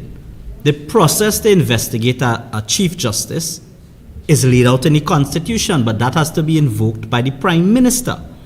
The way separation of power works is not that the judiciary supervises everybody, That's what people think, because we always talk about the independence of the judiciary. But the way the separation of powers works is that each arm is a check and balance on the other arm. And therefore, there is a check and balance on the judiciary, which is a political check and balance, which is where the Prime Minister can initiate this tribunal. It was done before in the case of Sat Sharma. It was used for political mischief then. But on this occasion, you had real and serious allegations. Still existing? Still existing. It didn't disappear. And I think any other government that comes into comes into power has to look at that. But nevertheless, it leaves a bitter taste in the mouth. And it's not my opinion. This was expressed by the Law Association, by many senior counsel. And in fact, the body of the Law Association, right? It should have been investigated. A tribunal should have been instituted. And that matter should have been dealt with one way or the other. If the Chief Justice was exonerated, we would have all of the confidence in him. If he was found guilty, he needed to be removed. What we are in now is limbo, and it casts a dark shadow on the judiciary. And unfortunately, that is the system of justice that plagues us at this point in time. So it's a whole lot that is existing out there why the people of this country need to come out on Saturday. They have to, and it's really a kind of attack by this government on the people. That is what it is. When you attack independent whose benefit or who benefits from independent institutions? It is your citizens, the regular person. It's not politicians, It is regular people that benefit from an independent police service, an independent judiciary, an independent commissioner of police, an independent EBC, independent service commissions that the Prime Minister now says he wants to get rid of. Right? That is where they're going, an independent tax authority. We see Revenue Authority now in place, which is politically appointed and politically tainted. Attack who I say to attack. Yes. They're going to go after service commission. So that means any public institution now will be controlled by the government, by lackeys of the government. And you know what is sick? What is the most sickening part to me is not so much the, well, I'll say it's them too, but it's not so much the government and the Prime Minister. You know what is sickening to me is the accomplices. The people, the educated people who take these positions, sit and they're okay because their nest is feathered. They're happy to sit and prop up a dictatorship because it benefits them. That is the real sickening and disturbing thing. And you see, that is a kind of mass psychological brainwashing that has taken place. They all feel comfortable because they reside in a position of prominence in a dictatorship. So they hold on to that position to the oppression of others. And they're happy with that. And that is how dictatorships thrive. You sit around a mass leader like some sycophants, you do anything they say, anything they want to do, right? And you prop them up and you destroy your country like that. All of these persons, the president, the this, the that, who just allowing this Prime Minister to run roughshod over all of our constitutional rights. That should never be the case. No country, no organization will survive if you don't have independent institutions and independent thinkers. I've always said the greatest tool of dictatorship is silence. If you see something wrong, you must say something about it. That is the motto. The day you just get the feeling, everybody knows, everybody gets the feeling. Everybody, it is almost you're born with that conscience. You're born with it. It's like a spirit in you. You see something wrong, you know you should say something, but you stay quiet because you don't want to cause trouble, or you feel it might have repercussions, or you don't want to interfere with your benefit, with your benefit. Yeah, you might lose a benefit. That is not how a country must operate. If you're a public servant and you see something going wrong with your PS because your PS is compromising, you must speak out. If you're a police officer and you see your senior officers trying to set up some politicians, some UNC politicians, you must speak out. If you see political persecution, you must speak out. Otherwise, what are you living for? To live in oppression? To live as a lackey, as a slave? That makes no sense. I don't live my life. I will never live. That's why I chose law. And Kyle, that is what I'm trying to get the people of this country to see and to do. do not encourage the wrong thing. For too long we participate and prop up and support the wrong thing, and that is exactly what is happening within the PNM right now, you know. Yeah. They are propping up Keith Rowley, even though they are quite aware as to what is happening. And this is what we must stand against, and that is why good governance is important. And that is why I keep saying, stand for what is right. Stand for what is right in the PNM, stand for what is right in the UNC, stand for what is right in every ministry, stand for what is right within the public sector, stand for what is right within the private sector, stand for what is right. What is the problem with standing for what is right? Let me tell you what is the problem. We always feel that if I stand for what is right, I will lose my place in society. Let me tell you something. When you stand for what is right, you may lose a place, but you will gain many. And that is what people don't understand. Some people who believe that, let me just deal with politics first, that they are correct politicians. They will stand for anything simply because they are of the belief that after this, then what? Right? The problem with that, when you do that, then you will always have this type of autocratic and this type of dictatorial leader, because you are afraid to stand for what is right. That is why Kyle Taklal saying, I have no problem walking the streets of this country if it means I alone for what is right.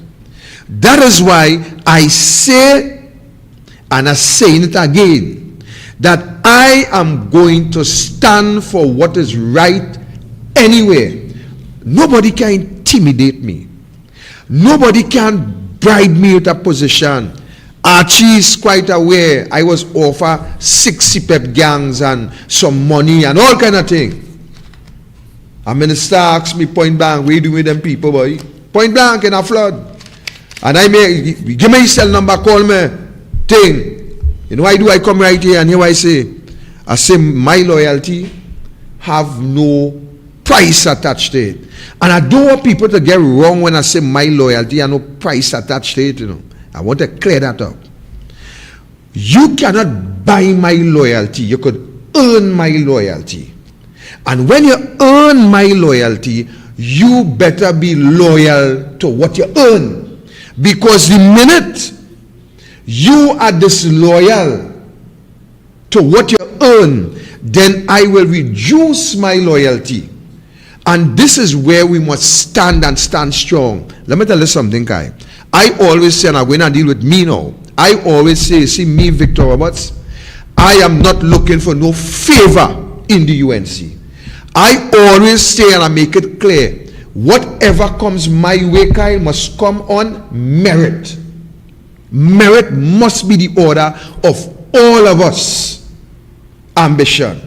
Because when you demonstrate merit, you have absolutely, you could in every way be assured that the right thing will always exist before your thinking. And you think Rowley just prop up the man he is just so? It's not like that. It takes years of thinking, years of planning to reach where Rowley reached. And more importantly, it takes a large cadre of invertebrates, people without spine, without backbone, who refuse to stand up against his oppression. And you're right, you must stand up against oppression everywhere, because oppression anywhere is oppression everywhere. Exactly. And the other thing, it's a little Shakespeare I learned in secondary school. Cowards die many times before they're dead. The valiant taste death only once. Correct. And me, I'm not going to die many times before my Yeah. time. The day I close my eye, that must be That's- the only time I die. That is it. So I'm not living like no coward. I will not live like a coward. I will be there on Saturday with you once we get permission, because we, you know it, and that's the thing. We are law-abiding citizens, even though the law don't treat me well, because the law is, some parts of the law is oppressive. Yes, sir. This thing about having to get permission to march, and you have to tell the police who your 5 speakers, that's an old oppressive law. The day government change, you have to change all of that. You must have a proper unit to treat with permission to march and protest. And they must understand that when you apply to, what the police are doing is not really giving you permission. They are facilitating your constitutional right to protest. And that's what they must understand. But we will get them there. If we have to do by litigation, change our government, we will get them there. Right?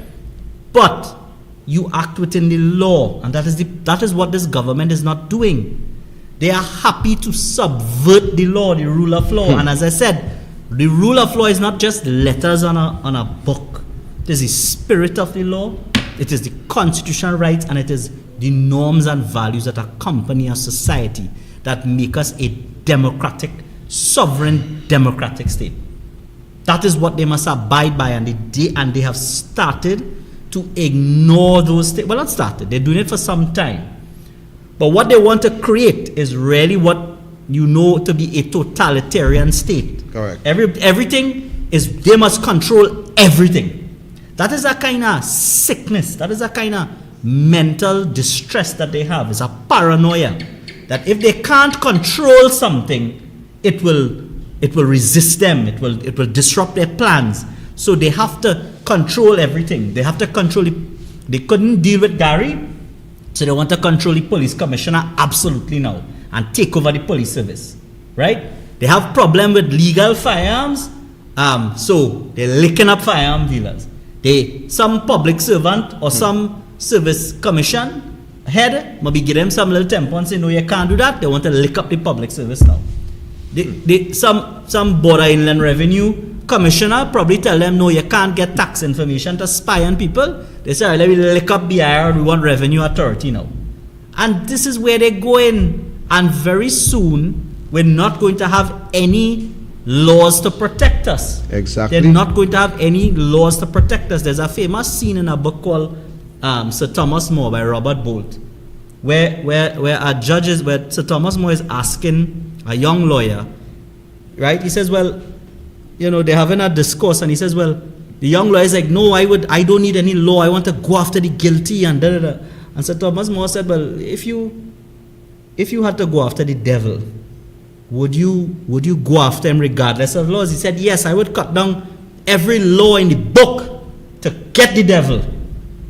And you know what Sir Thomas More then asked him? He said, well, when the devil turned around and decided he was going to come after you, what would protect you? And he had no answer, because all the laws would have gone. Cut down, yeah. And that is the point that we have. That is why you have law. A society of rule of law is not judged on how we treat the innocent, you know. It's how you treat the worst in the country. That's why you have laws. But laws benefit everybody. And when we may want to cut down laws and board plane to kidnap man because we feel it have no law, so we should go after who we think is guilty. But when those same laws are cut down and there's nothing to protect you, well then heaven help us. Correct.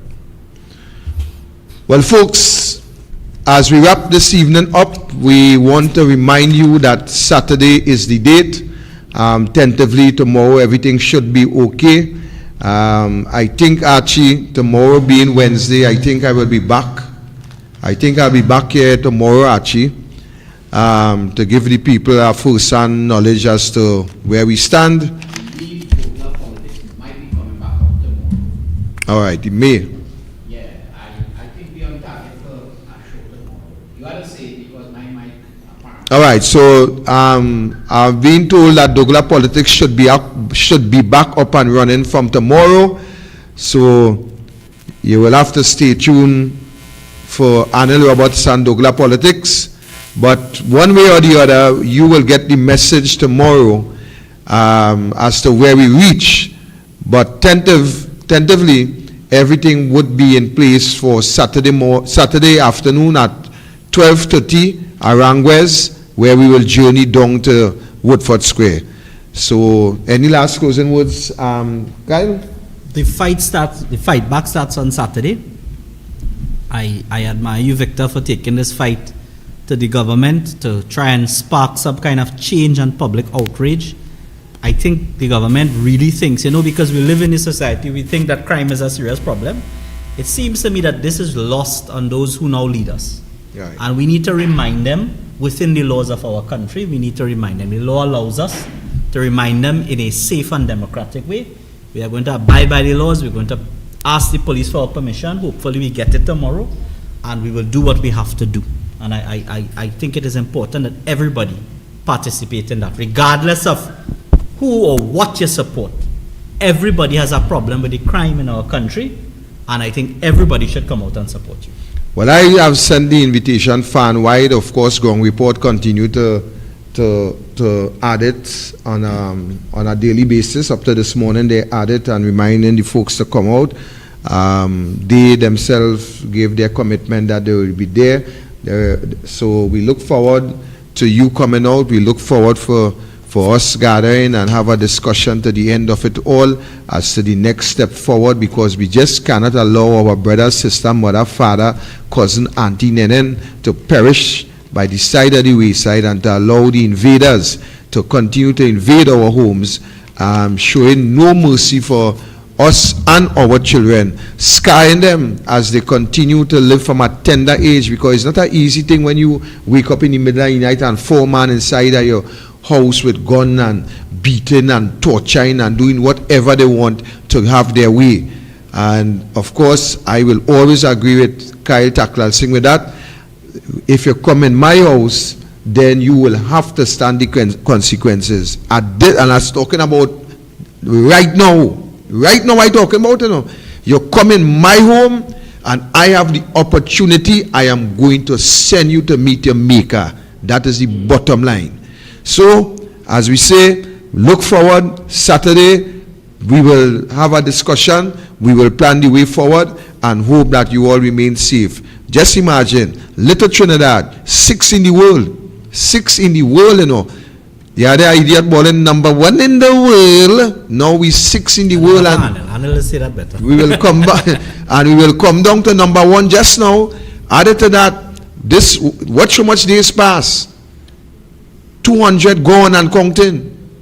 200 gone Archie and counting. Tomorrow the figures will go up. You know why? Because the government have no plan. The government have no clue. Stand in defense of yourself. Saturday, please God, come out in your numbers. Let's make it happen. All to you, Archie. Yeah, I want to apologize to the Compass people who supposed to come on at 8, but boy, this thing that Kyle was going on with there, the man captivate me, boy. Captivate me. Yeah, and I also want to remind the audience tomorrow that we have a press conference. The opposition has a press conference at 10:30 tomorrow. You'll be hearing from Wade Mark and Senator Jayanti Lakshmi Dayal.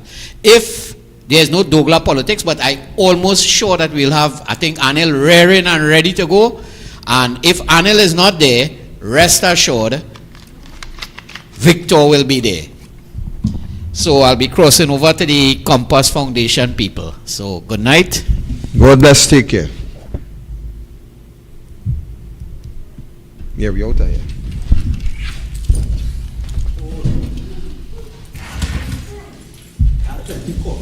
And I've never been turned down, locked out, said you can't come here, you can't do this, you can't do that.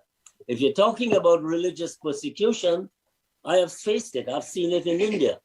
Not in the area I go, but I see churches burned down. I see missionary, kidnapped and were killed. I see they were burned alive in their vehicles. I've seen all these things. They just don't want to have any other religion. Not everything that happens to you is because of your race, then. Yes, exactly. So, I've seen it all. But I believe there is another way to reach our community, is to reach out to them with the love of God. That's right. This is the only way I see it. I can't see it, well, let's use this as a political gain. Let's use this, that does not help the people. It does not, bring an answer to the people. You could change governance, you still have the problem. The problem will never go away unless you reach out to the community and the people.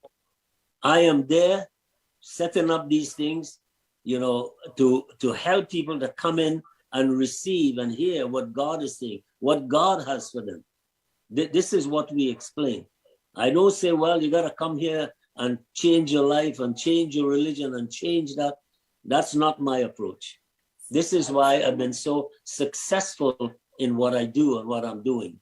So I am very blessed to be part of this topic of this conference call. And I know that God has a lot for us. It's a very, I was born and raised there, born and raised right on William Street. And my heart is for that community. My heart is for San Juan. My heart is to see things change. The crime, and when coming to the crime situation, I don't think the crime is, I would say, racially motivated, because you're seeing people from all race being killed. All race, into these things. I believe we have to look at it as people, human beings. How do we do it? I believe, what was commented before, this is the Indian people are being targeted. Now, if you take... Is that point, Bishop, if I want to ask you something, David Abdullah this week also kind of responded to the pundit by pointing out all the Indian bad boys we've had in this country. Yeah. And he describes this as racism, because he's saying what has happened is that we've had this line of people who have been bad and very, very bad, but nobody has characterized them in the way that they are characterized. And these boys on the East-West corridor, these miscreants as they call them on the East-West corridor, he said they have not been described. He talked about Boise and all these other people that we know of. Yeah. Yeah, I remember the names. Yeah. So the point that he is making is that in that sense, it's not that the specific groups are being targeted. In this case, the specific groups are not even being called negatively as another group that has done less. A lot of people have responded to David Abdullah and called his statement a racist statement. Now, I have had many clashes with David Abdullah in the sense that I don't support the approach that he has from a ethnic standpoint. I just feel it breeds this we and them and this confusion thing. But I didn't think that what he was doing was trying to create a racial issue. What are your thoughts on that? Well, I'll take Aranguez for example. Before you actually go there, I have information I'd like to share. When pundits start made that assertion that is one ethnic group attacking the East Indians in Aranguez, I would like to state that it is not common knowledge outside, but it is alleged that certain East Indians from the Aranguez community were actually ushering in the bad boys in them and showing them which house to target. That is knowledge on the ground amongst the residents, that it was one of our own residents who was linking, and who was East Indian, and who was linking with the bad boys in them from the other areas and bringing them in and say, you see that house there, you can target that house, you can target that house, they have plenty of money there. So there was a collaboration between East Indians and Africans to perpetrate the crime. So that's why I did not agree with Pundit's statement last week about the what's his word he used, the city boys or something to that effect, the urban community coming and targeting the East Indian. It was not totally true. So in effect, what we're trying to establish here, respected guests, is that we have a problem. We have a racial problem. We have a religious problem. And we have to find a formula to overcome these barriers, the religious intolerance, the racial tensions. Because if we don't, our generations, our kids, and their kids after that, we will be putting them literally through a very difficult time period of their lives where there will be anarchy, there could be chaos, in a worst case scenario. So how do we find the formula in bettering our society for the future generations? Well, first of all, if I come back to the crime situation, if you look at Arangwe's community, I would say 95% are Indians. So ones who are, for example, the religious leaders will more or less say, well, they're targeting Indians because the majority in this community are Indians. Now, this is news to me, that hearing from you tonight that, it's the information was given by other Indians who's the target. Yep. The other thing is I would say almost 99% of the businesses in Arangwe is owned by Indians. So who are they going to target? A bandit looking for somebody with money. I don't think they're looking for somebody with race. You understand? So if there was a different race with the business there, I believe they would be targeted just the same. So I don't think it's a racial thing. Now, if you get into the crime situation, I believe that is all in the hands of the government. Because if a government cannot rule a country, especially with crime, there's something wrong with the government. It's not the people, it's not the bandit. The government cannot control the population, cannot control the people. So what's happening there, you're actually seeing the 8 to 10 murders a day. Where is the government? Where is the national security? I mean, you have a regiment, you have a Coast Guard. What are they doing? This is a crisis. You just can't give them a paycheck every month to go to the beach and sit down. You have to release what you have to control this. We had this here in Toronto.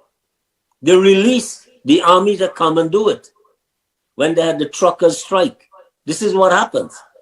If we have a snowstorm and the local community cannot move the snow, they call in the army to do this thing. We're in a crisis here, and what we're doing is trying to see who we could vote in and who we could vote out. That does not solve the problem. You got resources, you got a regiment, and you got Coast Guard there. Get them on the street, get them in the community, and they can try and settle things down. This will be taken care of within 3 months if they do that, but they're not doing that. They seem to think the courts are filled, the jails are filled, the lawyers are making money, the judges making money, and just bleeding the people. And the next day, you see about another 10 got killed, another 10 was robbed. It's not the answer. And that is my take in all of this. But before I go, I have an Arangwes girl, my wife. She's from Queen Street, Arangwes. She should put her 2 cents in, if that's okay. Absolutely. Greetings, everyone. Thank you for inviting us to be part of this tonight. There's a lot that I could say tonight, and I could keep you here all night long, because I was born and raised in Arangwes. She's also an international speaker, so be careful how much time you give her. It's a pleasure to have you all with us. Thank you. I left Trinidad about 52 years ago, but my years that I lived in Trinidad, Arangwes was considered one of the bad places to live. El Socorro was considered a bad place to live. And I remember as a young girl, Arangwes and El Socorro were always fighting against each other. It was nothing about race, because it didn't matter if you were red, white, black, pink, or blue, and there was a gang, you could go join it. But what I do remember in Arangwes, just at the corner of Arangwes Main Road and Branch Road, there was a house there. And the boys decided to gather there during the day, during the night, they would take turns, and they were protecting Arangwes. And I remember that during that time, if you were not living in Arangwes and you came in there, you better leave before it starts getting dark, or else they would literally beat you up and throw you out of Arangwes, because they were protecting the people of Arangwes, and the crime went right down. And to hear what's going on in Trinidad nowadays, you know, it's really mind-boggling. And I believe the reason for that is, you know, Trinidad has always had racism. It's not something new, okay? It was always the blacks against the Indians, or the Chinese, or, you know, the Syrians, the Portuguese, whoever lived in Trinidad. There was always racism in Trinidad. But then the people started to get out of it. But now it seems like they're more into it than they ever were before. Because what I see in Trinidad, living outside of the country, people vote for race. They don't vote for someone who could do something for the country, no matter what color skin they are. They just vote for race. And that is the wrong thing to do. And that in itself would create a lot of problems in Trinidad. One of the biggest problems is people don't understand who God is and why he created man, why he created woman. They don't understand the holiness of God. And most of them don't even want to know who this God is. But I want to tell you something that I learned. Okay? You see, ever since I was a little girl, we grew up with people of all races. And we learned to respect people no matter what the color of their skin was, no matter what their race was, no matter what country they came from. Children nowadays are not being taught that. Not in the school, not in their homes. They're not being taught those things. When I came to Canada, I understood what racism was all about. You know, I went for a job interview. I called on the phone about the job. They told me, yes, come in for an interview. When I walked into that bank for my interview, you know what I was told? I'm sorry, but the job's already taken. Why? Because everybody in that bank were white and I was brown. So I totally understand what racism is all about. And it is time for people to get out of that, because it's not just happening in Trinidad. It's all over the world. But I want to tell you something. You see, we have a great almighty God who created every single human being in this earth. He created some brown, some black, some white, some look yellow, some look red. But do you know that no two people are exactly the same color skin all over their body?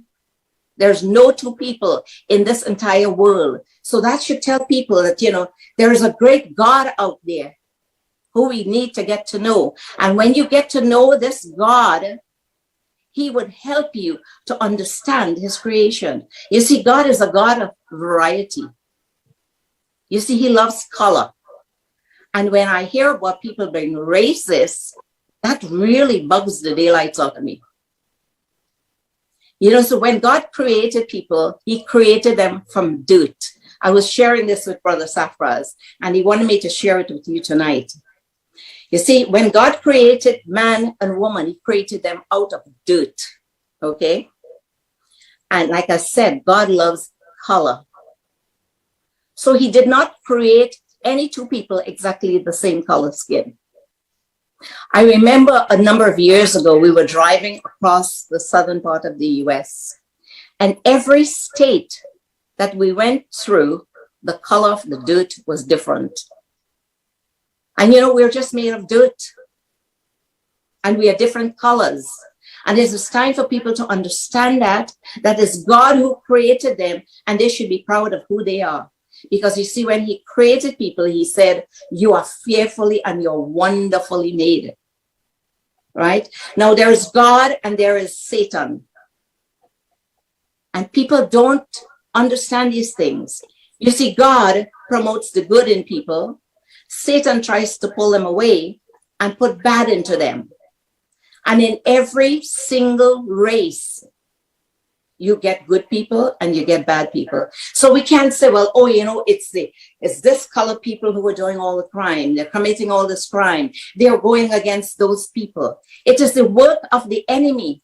And it is time for people to rise up and know who God is and hold on to God and recognize that the enemy is trying to destroy them. I just want to encourage you all with that tonight. And don't make it a racial issue. People need to come together and just be brothers and sisters, because that's who we are. You see, God is our Heavenly Father and we are brothers and sisters. And like my husband said, it starts with the government. The government has to know what is going on in the country, and they need to call out the armies, the Coast Guards, whoever else they need to call out to straighten out this problem in Trinidad. You know, Trinidad is in the news all over the world. And it's a sign for people to rise up in Trinidad and say, you know, we want to live like a family here. I mean, 1 point something million people, that's not a whole lot of people. Where we live, it's about 500,000 people. And the people get along well. They're people of all different races. So I just want to encourage you all tonight. If I should just add this for a minute.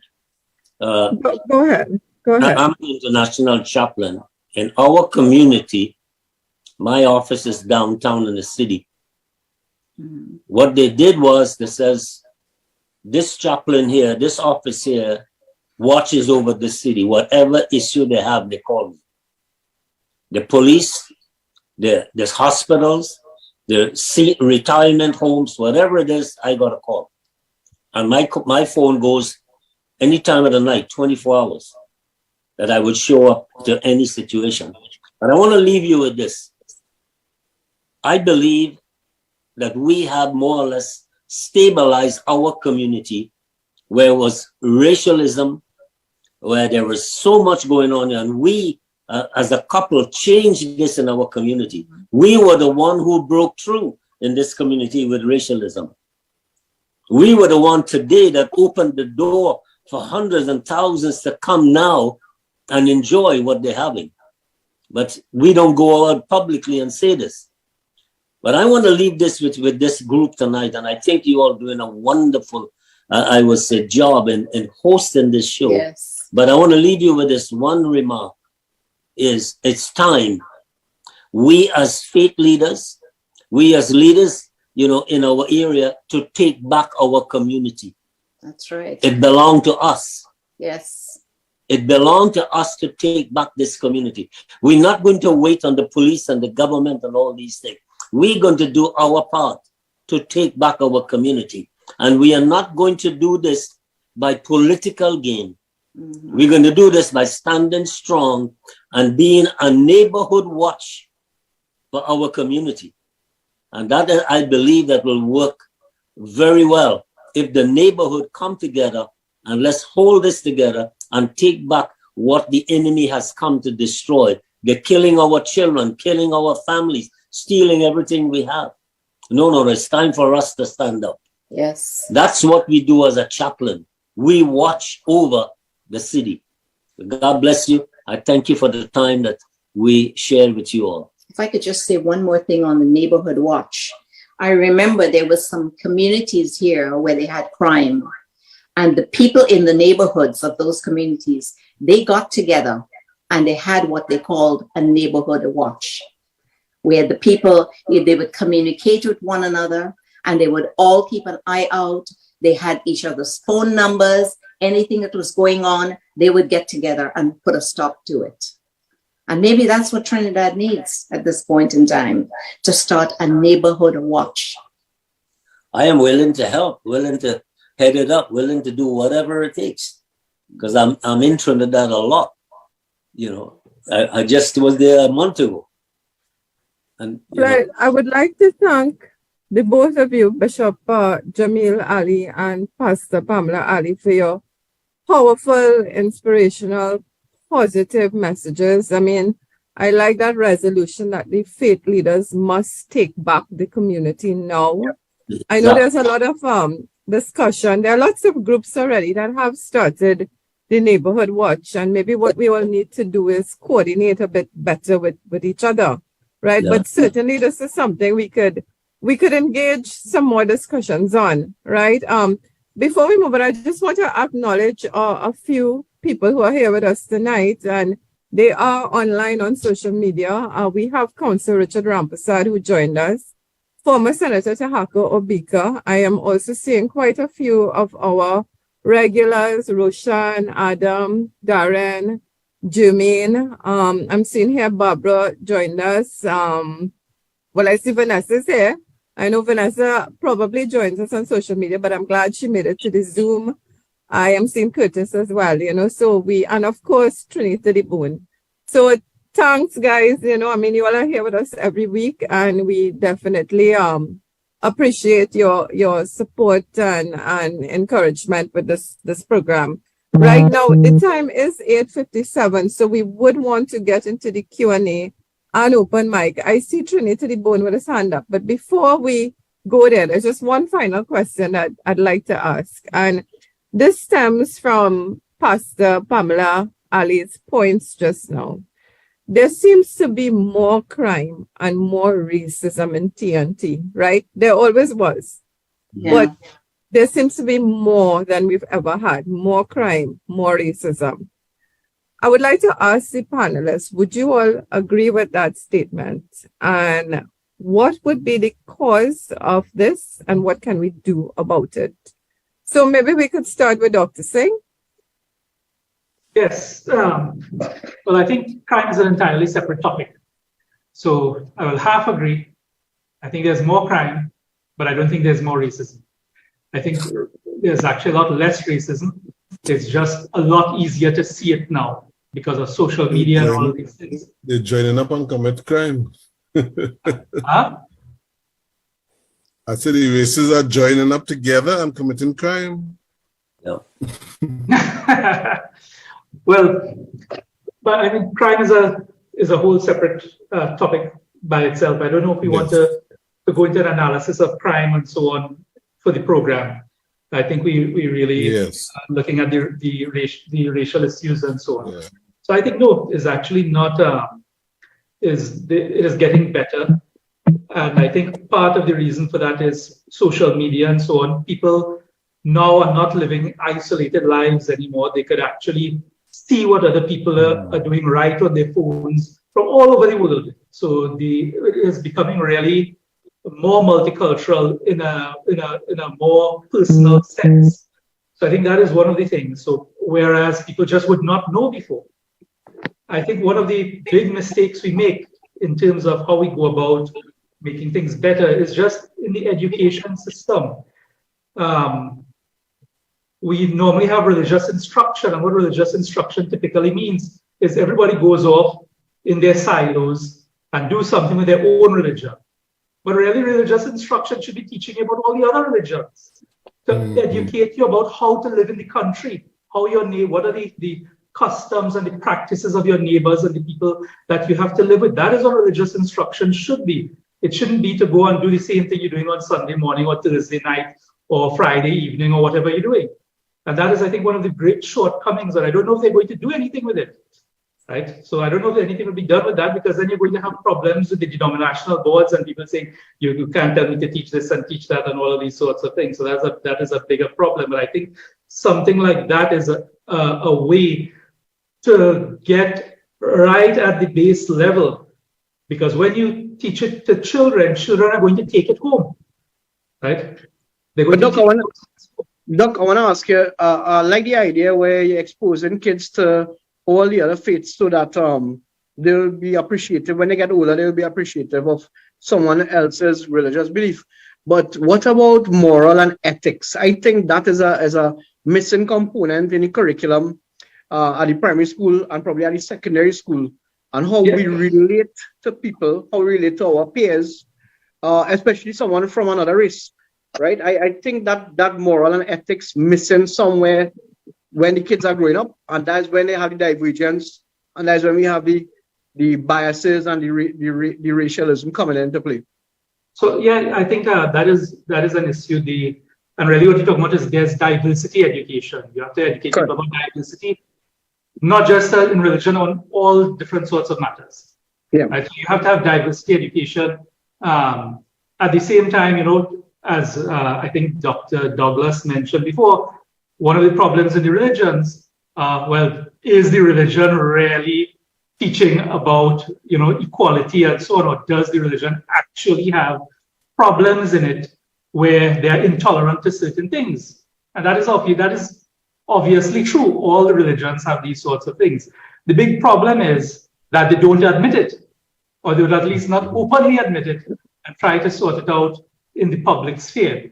So as long as people keep putting up the facade of perfection of religion, and my religion is best, and my religion is the most perfect one, and these sorts of things, we're going to be obviously stuck in this forever, right? So I think those are much more difficult problems to solve, because it's well and good to talk about everybody is equal, and God, whichever path they put you on, and all of these sorts of things.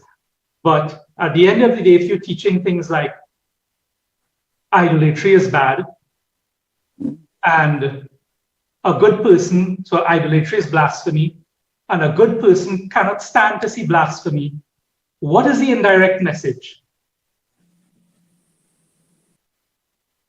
Well, I think that it all depends on how that is put through to children. So it has to be the teachers in all the religious institutions have to understand what it means directly and indirectly when they make statements.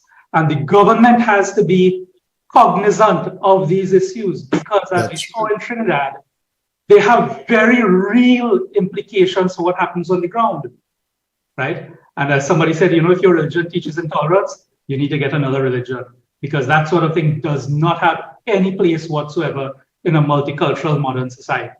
And it's all well and good to disagree, right?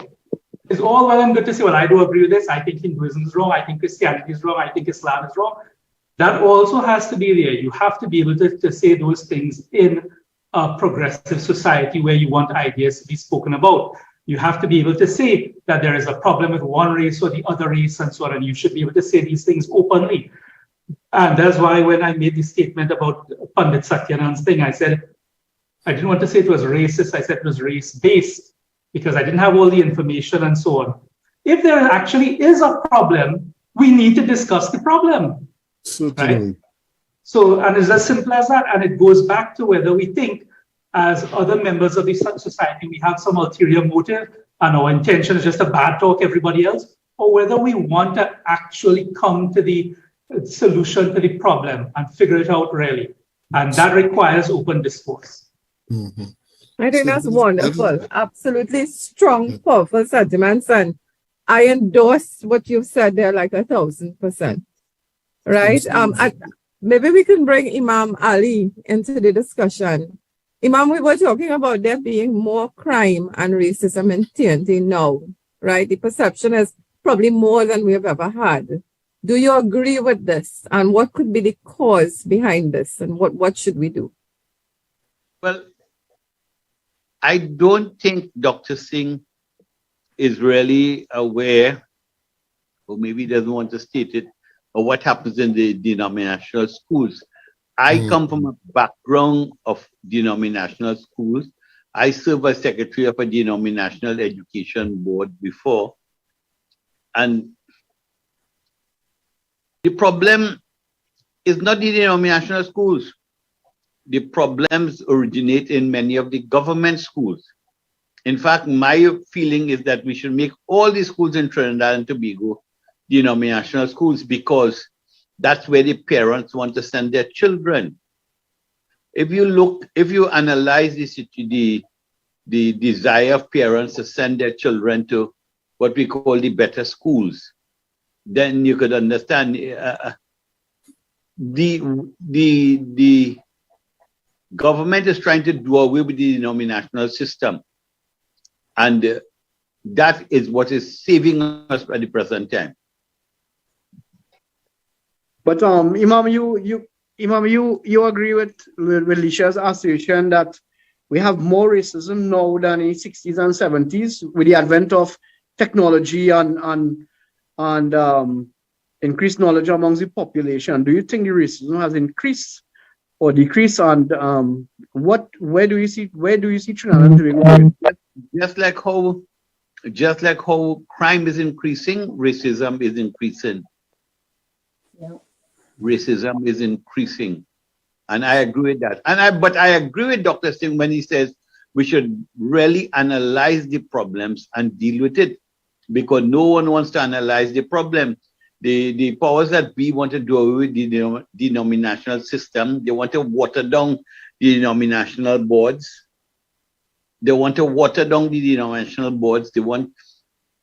Everyone wants to get their child into a denominational school. You're from Sawa, right? And you know how hard it is to get in the denominational schools in Sawa. Yep. Right? So let's not Memorial, number one performance school. When we're talking about building a nation, for me, I view myself as a politician, and I am a politician by profession. Mm-hmm. And it is the responsibility of leaders. I mean, I was in China, and the Chinese people have some basic principles that they operate by. You behave a certain way in public, you behave a certain way in private. You show a certain face so, and you show a certain face so. You treat elders this way and you treat your friends this way. They have these ideas and they are consistent with them. They consistently teach it, put it up everywhere. It's a part, and this is the role of leadership, is to set the standard and to hold people accountable to behaving in a certain way.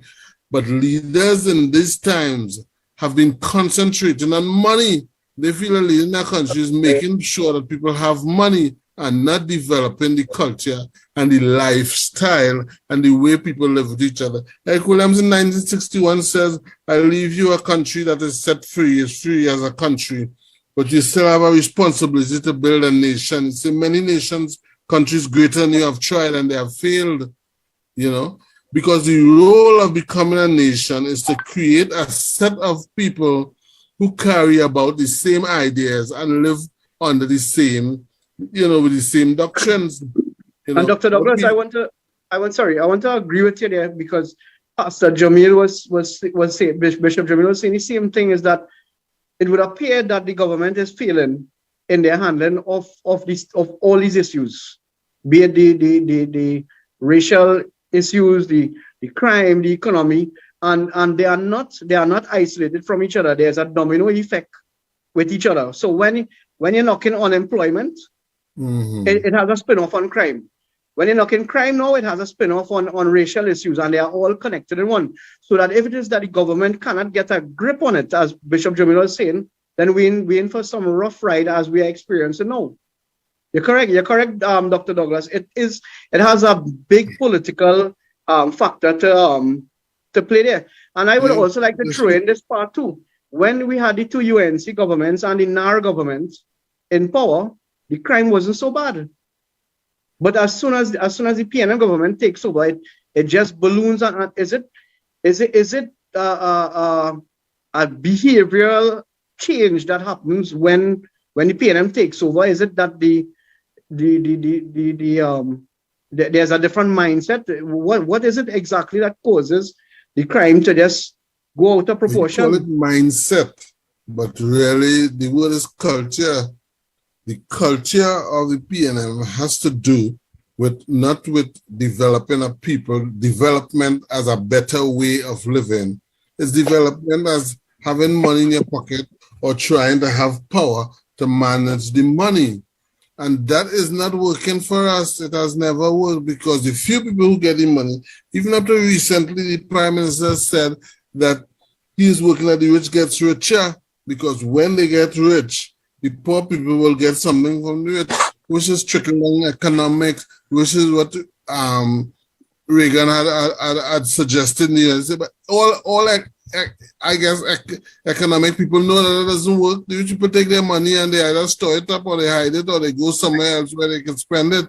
It does not trickle down, that trickle down economics. So what is happening as a poor man, I am looking at the rich people and I'm saying there's no way they could get that money and I can't get it. So they come up with a philosophy like 50 cents who say, you get rich or you die trying. So most of these youth here, their idea is to get rich. And if they can't get rich, they don't mind dying trying. So they then conclude that they will die before 35 already. Most of them are surprised when they live beyond 35 because their goal is to get rich. Richness seems to be what living is about. It's not the idea of living nice with your family and your friends and the whole village will raise their children and all kind. That's old people ideas. That is not young people ideas about how to enjoy living. I strongly believe that, you know, when a country more or less economically lost their revenue, it increases in crime. People have to find the resources somewhere if they have to steal it from somebody else. So the government made. I can tell you, I grew up in a poor family. I have 10 brothers and 4 sisters. If you have 15 people in one family, you will be poor. I mean, you had to be real rich. And there was no issue of thinking, as I'm older, I think of myself as poor when I was growing up. But when I was growing up, that wasn't really an issue. We were just poor and learning to survive and live in the world and understand how to live and love and take care of each other and people around us. And everybody in the neighborhood used to come under our cashew tree because we had a concrete house. And having a concrete house was a kind of rich thing to people who live in a board house, you know? So it's the value system that has to be taught. The value system about life and love and the people and that everybody is important. I remember the first Indian guy I know, Kumar Ali, and he took me home by him and gave me bread and cheese. And I find that was the most fascinating thing I had ever experienced, you know. So those were the kind of things that were emphasized in those days. You have to respect people around you. And, you know, I was working on a formula for living in a multicultural society called REAL: respect, empathy, acceptance, and learning. You know, everybody in Trinidad knows something and they don't feel they need to know. You had across Indian people and find out what they're doing and learn something from them. The government had to be teaching that you had to walk in the next man's shoe as the Native American just say, you can't offer a man unless you walk in the moccasin. Exactly. You know? So we have to teach these value system, and this is what life is about, as opposed to try and get rich as fast as possible. You know, money is everything. You know, money is not everything, you know? Absolutely. I'm saying now, just doing a time check. It's 9:14. I see Trini to the bone with his hand up. So Trini, would you like to make a contribution? And I also see Curtis. So maybe we'll take the 2 contributions and then get into closing remarks. Trini. Hello. Trinity won't sleep in. I think so. Okay, Curtis. Hello. Yes, Curtis. Yeah, pleasant good night to one and all. You all hear me? Yes, Curtis. Loud and clear. Yeah, and you're all in Canada. Yeah, pleasant good night to the wonderful panelists on board. This is a wonderful discussion. This is something that we all will call the white elephant in the room. Now, ladies and gentlemen, Trinidad and Tobago is not in the brinks of destruction. Trinidad and Tobago is like a runaway horse that the stable and mash up already and it's gone. Yeah? And we could recapture back and bring back Trinidad and Tobago the way it's supposed to be. And I would like to say congratulations to Dr. Lincoln Douglas for such a wonderful rendition and speech on the reality and facts of life. And, you know, the glory of togetherness and harmony, etc. And there's an old saying that we all seem to forget, and that saying is, if you could look past the color of a man's skin and look deep within his soul, then and only then you could really harness what true, real unity is all about. And that has been taken away from society for a very long time. And it's all fallen square on the shoulders of the PNM since 1956. And you could have even seen it in the 1970s riots when sugar and oil came together on the streets and they told this government enough is enough, you know. And that has been the modus operandi of this government from ever since then to now.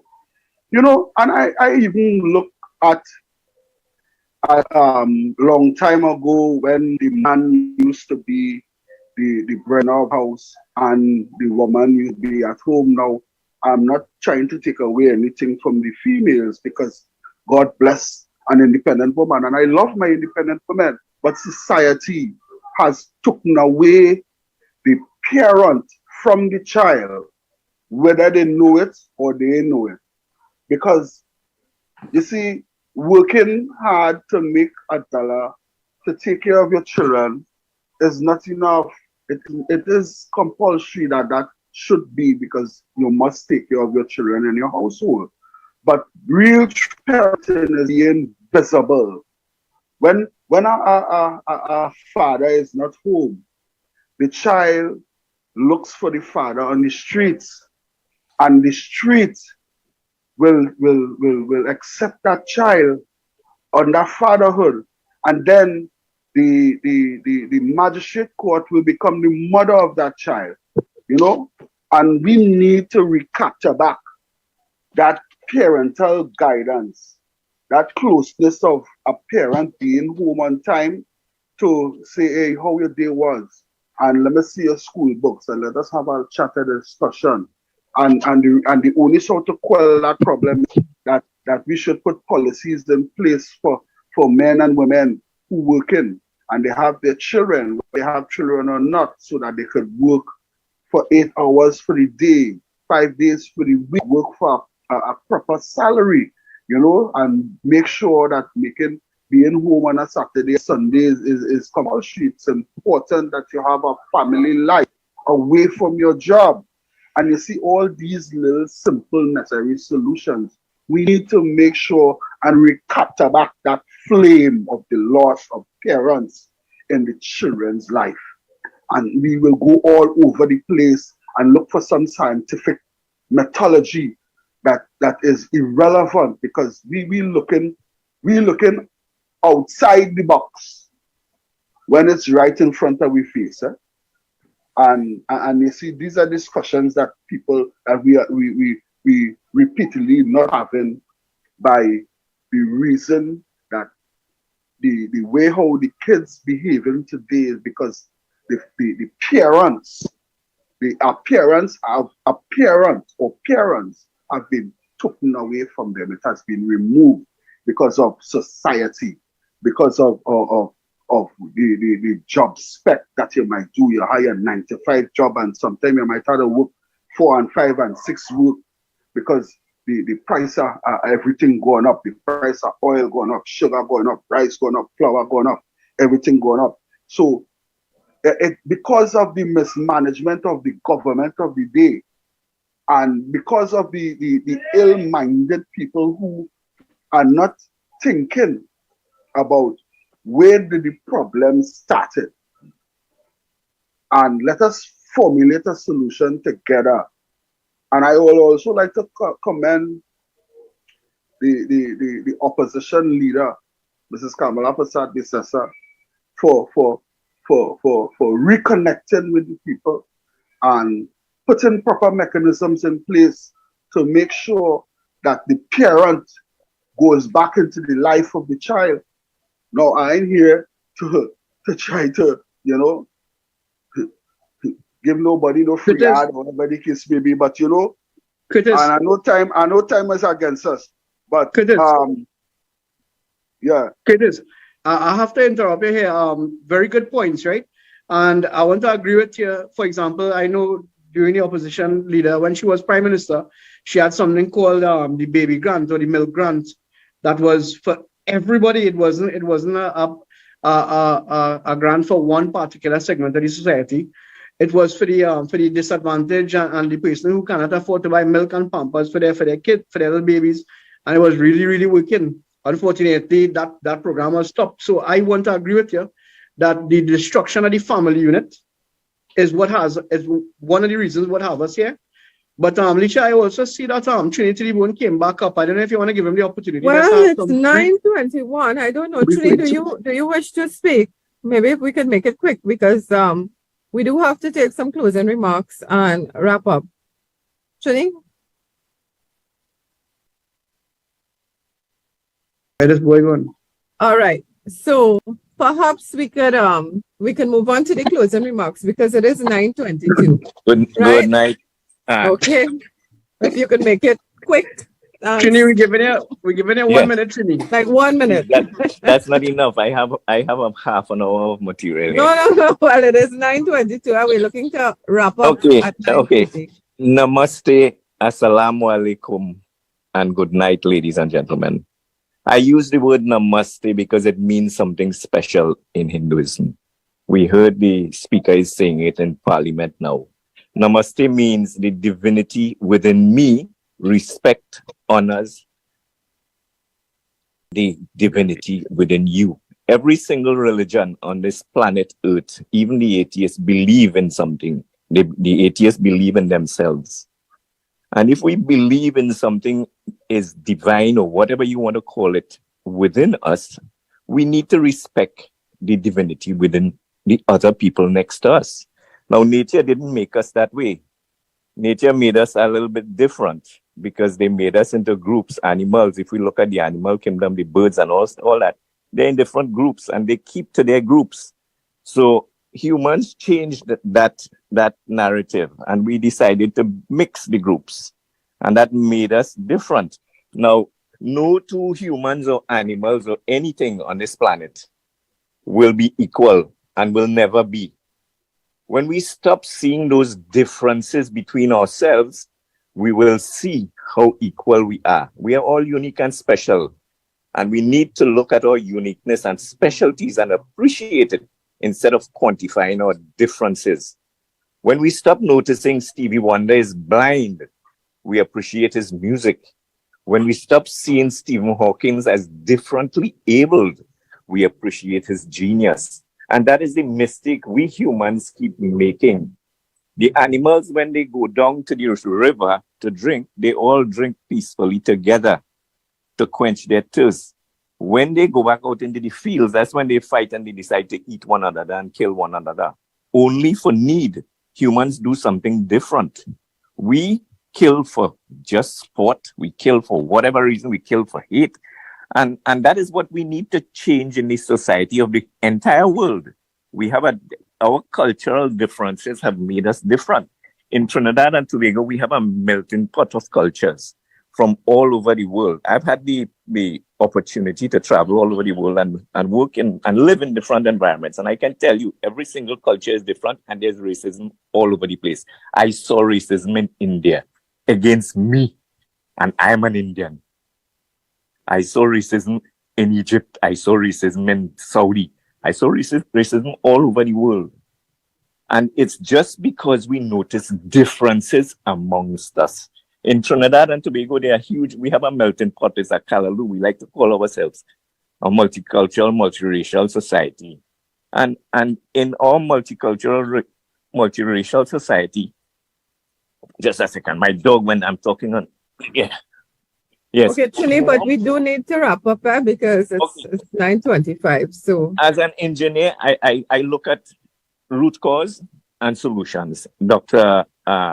Douglas was speaking about it, and I think Imam started talking about it. In our schools, Kamala Prasad Bisesa and the UNC government started something. The baby grants and the early childhood centers. She built 69 early childhood centers to start education at an early age. Education, what a child learns between 0 and 7 is what stays with him for life. A lot of our poor and depressed communities are missing out on that 0 to 5 education. And if you have that 0 to 5 education in our poor and vulnerable communities, we will fix crime in this country. If we put back more morality in schools and denominational schools, Dr. Lincoln spoke about that.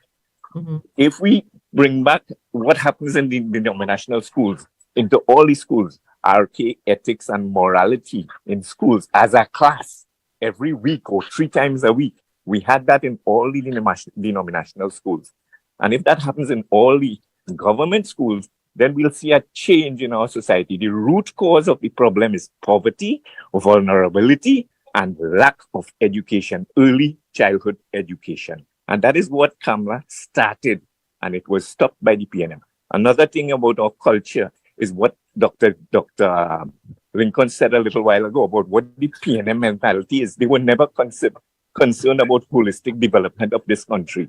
They were concerned about holistic development of their finances, the elites. That's why Maruga and Mayaro and all the remote communities never got development. That's why Laventil and Never Dirty and Covine didn't get development either. They were used for their vote. And that is all that happened in those communities. That is what created those depressed communities that are creating the statistics that the Imam from the jail told us about. Okay, Trini, well, I really would have to stop you here. It's 9:28, so we do want to have a hard stop at 9:30. I had a power outage here. That's why I went offline. Yeah, well, that happens sometimes. So maybe we could move on to closing remarks. Dr. Singh, we can start with you. Right, so I don't have much different to say from what I said before. I think that racism is on the decline, actually. I think the schools are the place to start, and if you want to be very adventurous, you could probably reorganize the semester system, the term system, and put, instead of 1 holidays on Christmas, put it at Diwali and put the next one at Eid, because the Christians already have all the holidays coming down every week for the whole year, right? So I think that is, if you want to be a little more adventurous, you could do that. On the subject of politics, I think it's interesting when people say that we still vote along race lines, because Jack Warner won in Chaguanas West, in the heart of Felicity. Race? So the race is really a mask to me for the perception of corruption and political ineptitude. And when that happens, people start to vote along those lines. But if they're given the option of somebody who they perceive as competent, who is really working for them, and forget what you think about Jack Warner, I'm talking about the perception here, they will vote for that person. Mm-hmm. So it is not just a matter of race. Race is just the lowest thing, the only thing they could differentiate from, because nothing else is there. It's not that if everybody was competent, they would still vote on race. So we have to fix the competence first, and that will eliminate the race issue for the politics. Thank you, Dr. Singh, and I want to thank you again for accepting on such short notice. It was really a pleasure and an honor to have you here. Dr. Douglas, I enjoyed your contributions. I hope you'll join us again. Right. Dr. Douglas, any final remarks? Yeah, I've been trying to work on a formula to deal with a multicultural society. I mentioned it before. And I came up with these words: respect, empathy, acceptance, and learning. Respect is a way of how we engage each other. Empathy is about trying to understand each other and find out where we're at. Acceptance means that people are there to be to see as human beings. We have this thing we say respect is earned. Respect is not earned. Everybody needs respect. Wherever they come from, whatever this color, their skin, they need to be respected. And then we need to learn from each other. There are things that I need to learn from Indian people, and there are things that Indian people. We have learned a lot from each other, I think, in this country. But I still don't think we have done the respect and the empathy and the acceptance. And probably we need to change the passwords from discipline, tolerance, and production, or at least enforce them somehow. Thank you, Dr. Douglas. Very powerful message of tolerance. And that REAL. I hope you'll come back and discuss that a little bit more with us. So I think Imam Ali may have left us, right? So Bishop Ali, Reverend Ali, is there, are there any final remarks you all would like to leave with us? Well, I would like to leave, with this particular words that let us work together with our faith community and whatever contribution we can make to make Trinidad a better place to live. And God bless Trinidad and Tobago. Thank you very much. God bless you as well. Safraz. Okay, guys. I think it has been a very, very productive, very real discussion. I think we were respectful of other people's beliefs and opinions. And this is what the program is about. This is a template for society now to take. All right. Dr. Douglas mentioned the national watchword: discipline, tolerance, production. Discipline, tolerance, production. We also have the motto: together we aspire, together we achieve. Yes. If we could truly put that together, we can together mean all of us in the country together, right? And then we have the anthem: every creed and race finds an equal place. We have the templates, but just we're not acting on it. Yes. We don't have the proper vehicle to implement it. And I think if we don't get that vehicle and if we don't get that formula, we will be failing the future generations, and we will be putting them in a more difficult position on ourselves right now. So failure is not an option. Trinidad and Tobago is too beautiful a place. We are all beautiful in our own right, in our own cultures. I love the fact that we have different foods, we have different religions. We can have this kind of discussion.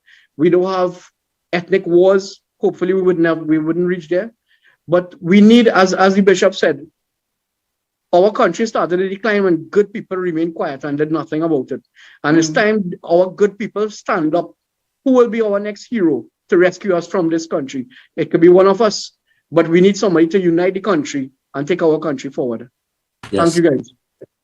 Thanks, Safra. So I would just like to end on a very positive note. I just want to thank everybody again for coming on the program, our panelists, our various esteemed panelists who shared so many wonderful things with us tonight. We did have an audience. The largest audience I saw online at one point in time was just a little over 100 people, right? Let me just say that this conversation was very much an experiment. We did not know what to expect. These sorts of conversations are very hard to organize and to channel in certain directions, right? But I want to say it was productive, and we achieved what we set out to achieve, which is to kickstart discussions on ethnic and religious harmony. And we do want to continue because it is important for us, as I would have said in my intro. These types of conversations are important for national development and also have an impact in the quality of life of our citizens. So we do want to continue with them. I think Trinidad and Tobago has some great, loving people. Maybe we've lost our way a little bit, but we can get back on track. We could certainly get back on track. So, Bishop Amen. Ali. Amen. Amen. That's wonderful closing remarks. I really commend each one of you all, and it's been a wonderful program. I've been on many of these programs. Matter of fact, we hosted television here in Oakville for 10 and a half years, and it was live like this at that time. And I really commend each one. God bless you all, and hope we can do this again. Yes. Thank you. So, God bless you all, and remember that unity is strength. Yeah. thank you. So on that note, I'd just like to bid everyone a good night. Stay safe, Trinidad and Tobago, and we will see you all again next week, Tuesday at 8 p.m. for another episode of Critical Conversations. Good night. Good night. Home invasions, murders, illegal guns, robberies. What has happened to our once beloved country? We the citizens demand safety.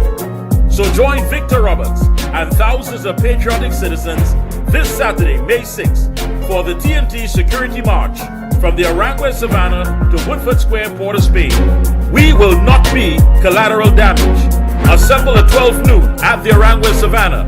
Public meeting begins at 4:30 p.m. in Woodford Square with Victor Roberts and a lineup of dynamic speakers. For more information, call 316-4468.